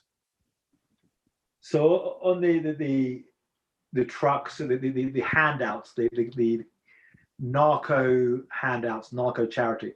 So I went to a place where one of these had happened, one of these handouts had happened. And that was in a community in the mountains, kind of hills of Mexico State. It was the closest I could find to Mexico City to drive out to find where it happened. About a 1.5 hour drive away from Mexico City. Took me a while to go around and find the actual place where the handout had happened, because it was in a municipality called Villa Union, which is a kind of rural municipality, big for flowers, for flower growing, and they have a big market for flower growing there, which had been really hit by the whole lockdown because a lot of markets had shut down, and so there was a lot of need there, a lot of want. But the community where it happened, it wasn't like a super narco-controlled area as much as some places. The community where it happened was kind of a little, kind of ramshackle village up in the hills, and there the cartel had rolled up in a couple of pickups, and word had gone around all the houses. The cartel's here, the guys are here. They're doing a handout. And this one family I talked to, the people who went to pick up the goods were two girls from the family, from the extended family, a 13-year-old and a 14-year-old girl. They were, you to go out. So they went up, queued up. So a lot of them were like teenagers, so older. They all got their package, and their package was like a transparent plastic package with, toilet paper, rice, flour, milk, sugar, goods, but they would like say, but kind of they would like talk about the brands. Oh, they were good. No, they were good. They weren't cheap brands. They're good quality, good brand of milk. Good expensive, brand of sugar. And so that was, and they video this and put these videos out on social media. Now, one of the things is that these handouts, so you're kind of competing with the government because the government, does handouts. So you're competing with altruism with the government in this sense. But one of the things is that these were only a few people. I mean, even this one municipality I went to, it was a handout that happened, got to a couple of hundred families, but in a municipality with like 50,000 people. So it's quite small scale, but it got a lot of impact. Everyone knew about it. I mean, you knew about it in the United States because it becomes a big, interesting global story. Oh, gangsters are handing out, narcos are handing out charity in COVID. And in Mexico, everyone heard about this in Mexico through social media and then regular media picking up on the social media. It's a story that everyone heard about. So everyone heard about, they're giving out. Well, people need the stuff. And so they get a good publicity there.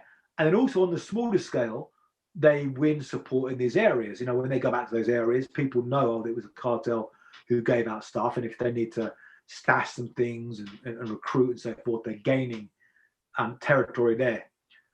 In terms of the shootouts and the violence, like I said, we have to see this year, but it hasn't been a big increase in violence in Mexico this year.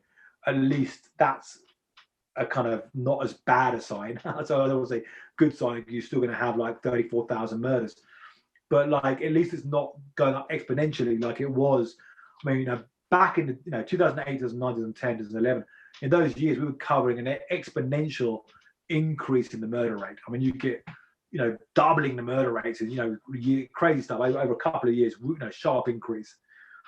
I mean, because you went from like 10,000 murders in a year to like 35,000 murders in over a few years. So from that point of view, the COVID hasn't increased the violence, but it hasn't decreased it either. So it hasn't there'd be some hope that if everyone's locked up, they won't be killing each other. They're still killing each other. The cartels are still doing their thing. But it's also interesting in the US, there has been an increase in murders and shootings. I still want to look closely at those numbers in the US and look at, I've been looking a bit at them in certain cities. I've been, in Chicago, in New York, and so forth, but really see how they play out this year, because there have been an increase in shootings in the US this year, and the most substantial increase for several years. But at least we haven't had that increase. It might end up with the year down a bit, or maybe it might be a bit higher. We'll see. That's interesting. One last thing to kind of plug, maybe I could work these two things in, is you make this great point that has really stuck with me, which is why I made that economics comment in the beginning, is that the cartels have no problem running in a wartime economy. Yeah. The wartime economy does nothing to affect business.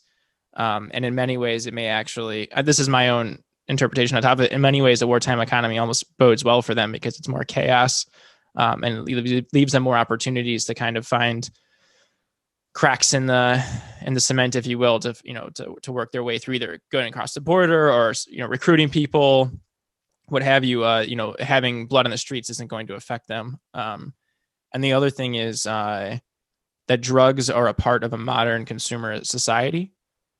So, in your own experiences that you talk about in the UK, I can go on a lot about my experiences as far as drugs, and especially, with affluent people in the States, especially affluent kids, and how it's really part of the culture there.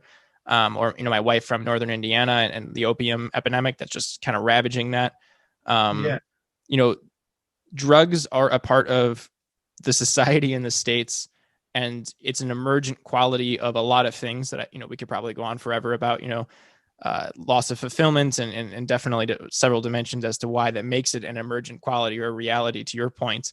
But really what that ends up doing is it creates these conundrums somewhere, right? The demand is here, and how is it going to get there? And because of that demand, and the demand is so great and the profit margins are so great, it leads to these quite striking conundrums, like what you pointed out, where it doesn't matter if it's violence is up, violence is down, the military is cracking down more or not, the economy of drugs is going to keep trucking along just fine.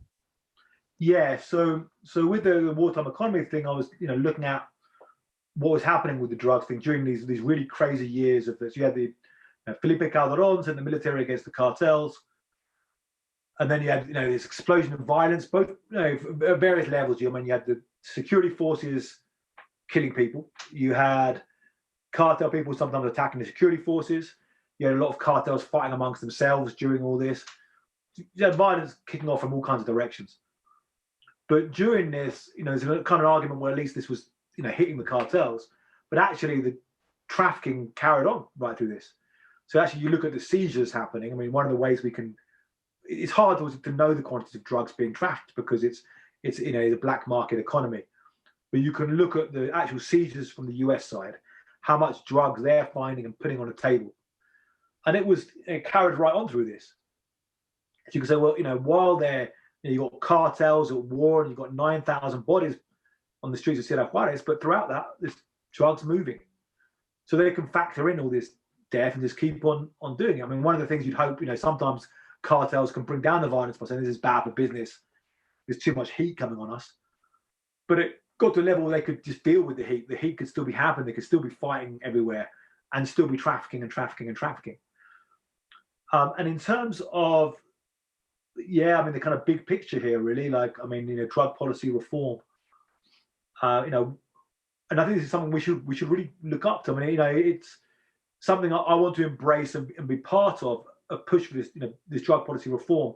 It's frustrating. I feel that we've got this conversation happening, but it's like, how do you move from the conversation to change the reality? Now, the reality is changing in terms of drug policy because we had, 2012 was the first year you had a breaking point. So for a long time, everyone just said, the idea of drug legalization, it's a non-starter. It was a phrase, a non-starter. You can't even talk about it. It's not going to happen. And then we started having marijuana legalization. And then now it's 15 US states plus, the District of Columbia have legalized recreational marijuana, 30-something medical marijuana. Quite cross-partisan here. Quite cross, Mississippi voted there in a proposition to legalize medical marijuana. So you've got both, red states and blue states. And a lot of people on the right, the libertarians on the right, so they're in favor of drug policy reform and legalizing more drugs. And a lot of just regular people just saying, whatever now, weed is not that bad. So there is a movement there. So you could look at, okay, can we then, will it eventually lead to the federal government having this, maybe even in this next term of Harris-Biden, we'll see. But will it then be the federal government just saying, okay, marijuana is legalized on a federal level, unless a state wants to opt out and make it, you can do that with alcohol, then you can opt out of that. But otherwise, marijuana is going to be legal.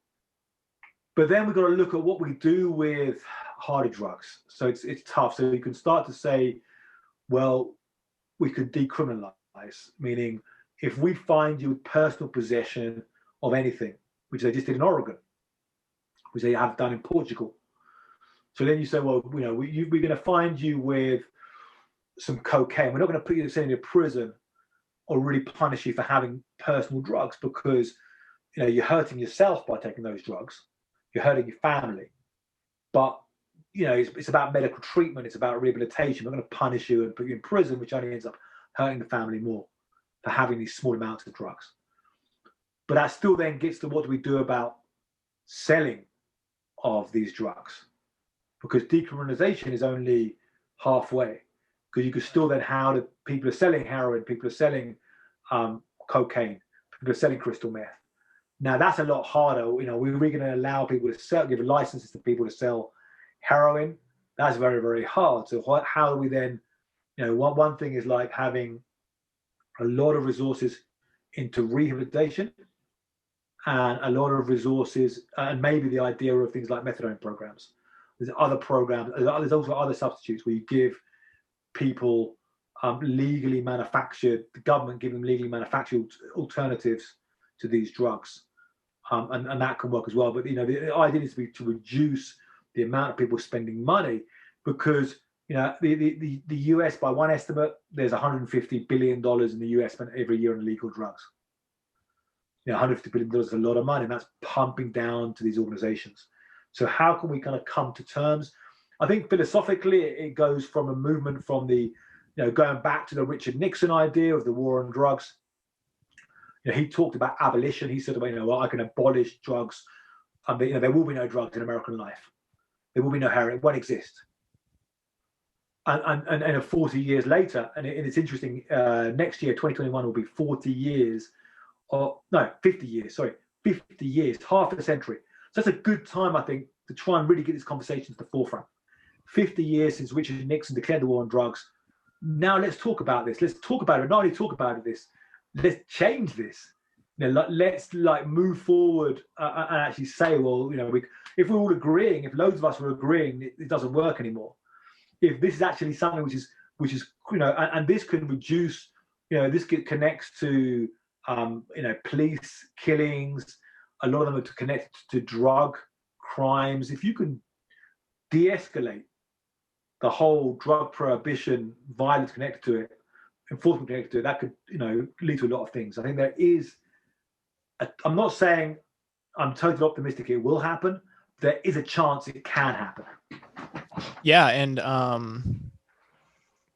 there's a lot there. That's a good point, because I think accepting this is kind of a theme here, is accepting the reality that these drugs are here, these drugs are a part of it, and we can either continue to go through this punitive means and kind of end up in more of an escalation of where we are. Because also a great story that you tell in the book is there's a section where you talk about crystal meth, and there's you create this fictitious worker in Oklahoma or Nebraska who is working at Walmart, and when they get off their shift, they go and buy $20 of crystal meth. Well, American dollar and buying power then goes across the border, which means that that's actually an increased buying power south. So the more the peso falls, the more that American dollar is actually worth more, and can go farther. So it's actually fueling more because of American economy on top. So having a monopoly on the American drug market is an incredible amount of money, especially with what that buys you back home in order to kind of self-perpetuate this cycle.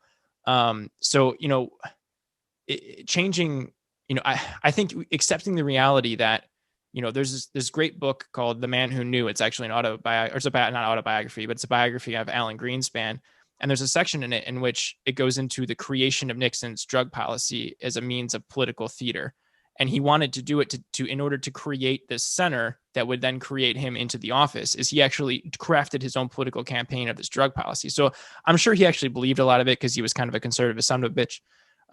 But he did it for political means. So I think accepting the reality of which there's a good portion of this war on drugs that was political theater, but then there's also an enormous portion of suffering and this economic conundrums that are getting created from both the buying power and kind of the self-perpetuating situation in Mexico.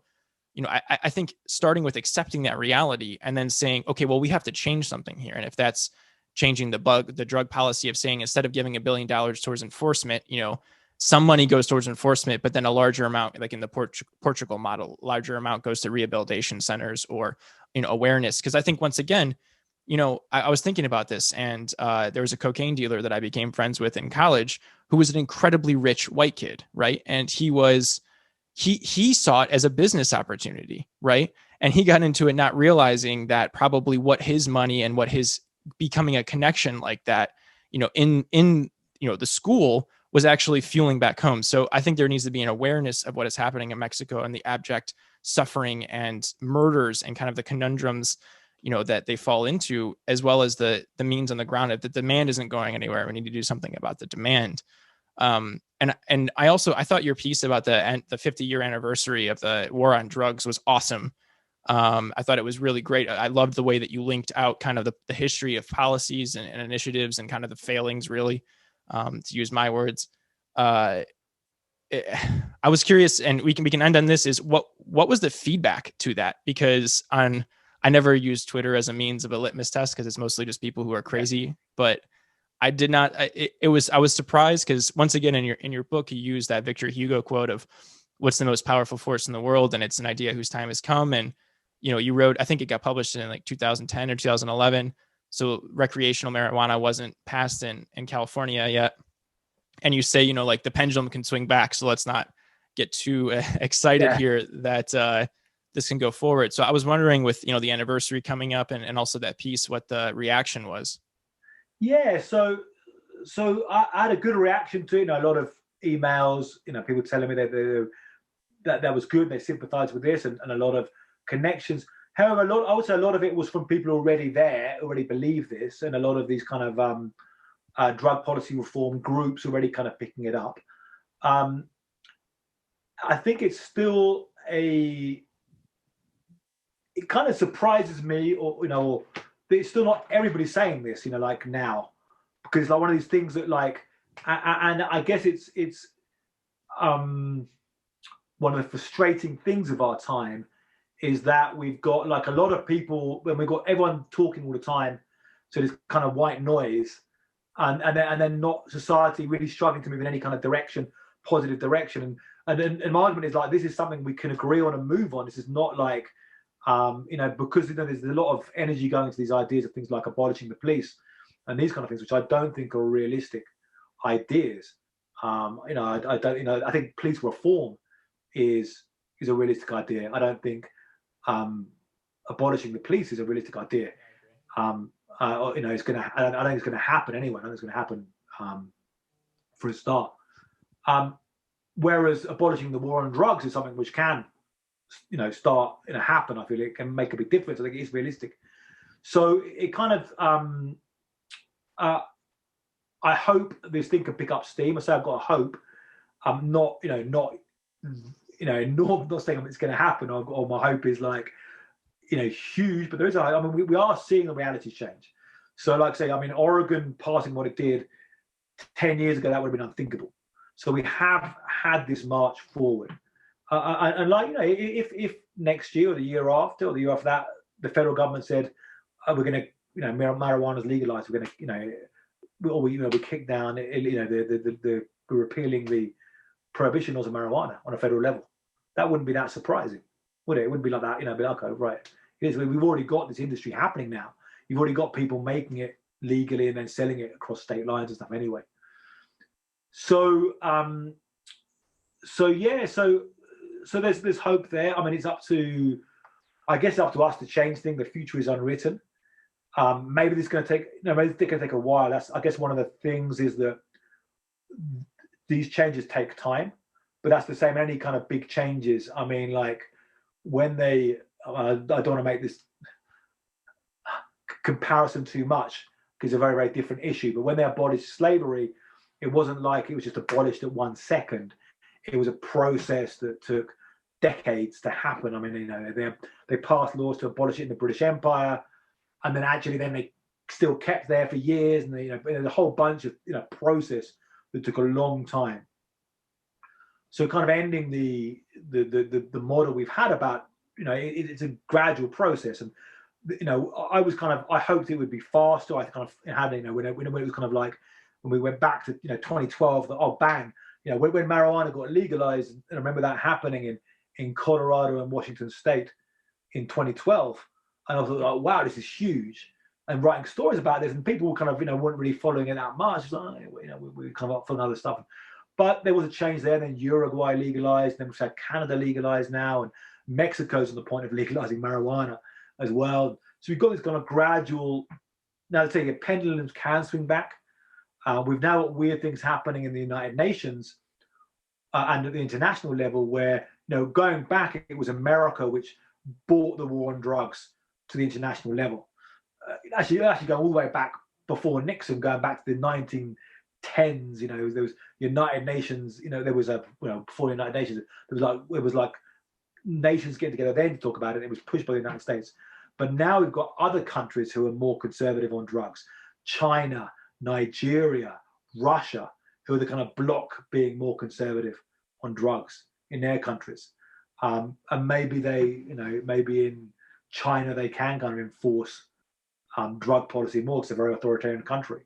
So maybe can, they could shut down COVID in China in a way we couldn't in the West or in Latin America, at all. But I think, at least, in the West, we have to come to terms with people taking drugs. We don't want to bring the China model over. We don't want to incorporate the China model as a model of let's create a big authoritarian thing. Let's accept that there's going to be a certain amount of drug use. I do think, I guess to end on this, I do think, a couple of things is we do need to take law enforcement seriously, not so much of drugs, but of violent crime. And Latin America is suffering this huge problem of violence, criminal violence, which really, really hurts people. And I don't know if in the United States and in Europe, in the United States particularly, there is a return to violence, and there could be a time of more violence in the United States in the coming years, and more criminality, and a rise of more of this kind of organized crime things happening there. But kind of last point, as well as that, in terms of drug rehab, there's a real issue. It's kind of global issue, but particularly I think in the United States, in Europe, in Latin America, are real issues with mental health. Yes. Real issues, and that's the way we've come to as societies.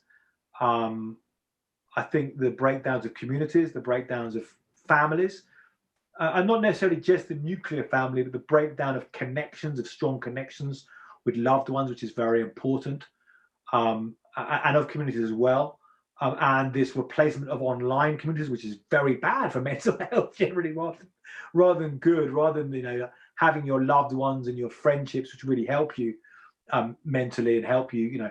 You have these kind of online communities, which is just a bunch of kind of bullying and stuff. So that's something which is very important. I think connected very much. I think if we look at the opioid crisis in the United States, you have to look at the mental health crisis in the United States as well.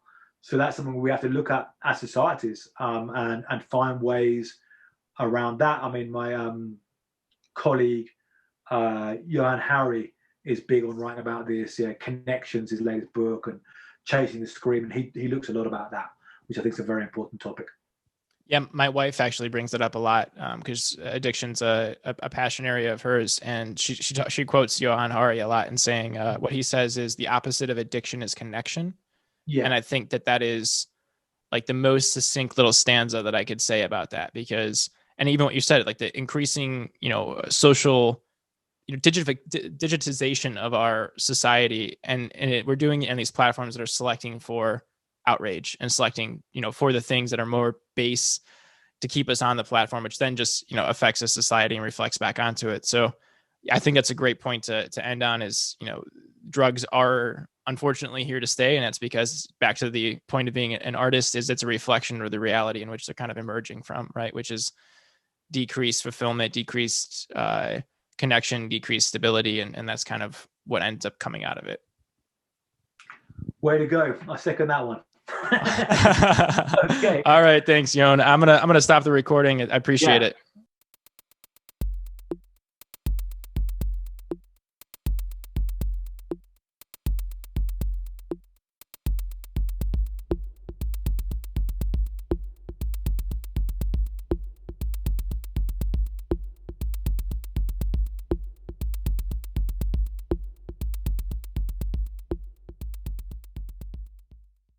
If you'd like to find us on your social media platform of choice, sign up for our mailing list to be the first to know about episode drops, know about upcoming guests or opportunities to ask questions and provide suggestions, please visit us at bandwidthpodcast.com. And of course, if you like what you hear, please follow, comment, or subscribe to the pod, however it is that this is getting to your ears.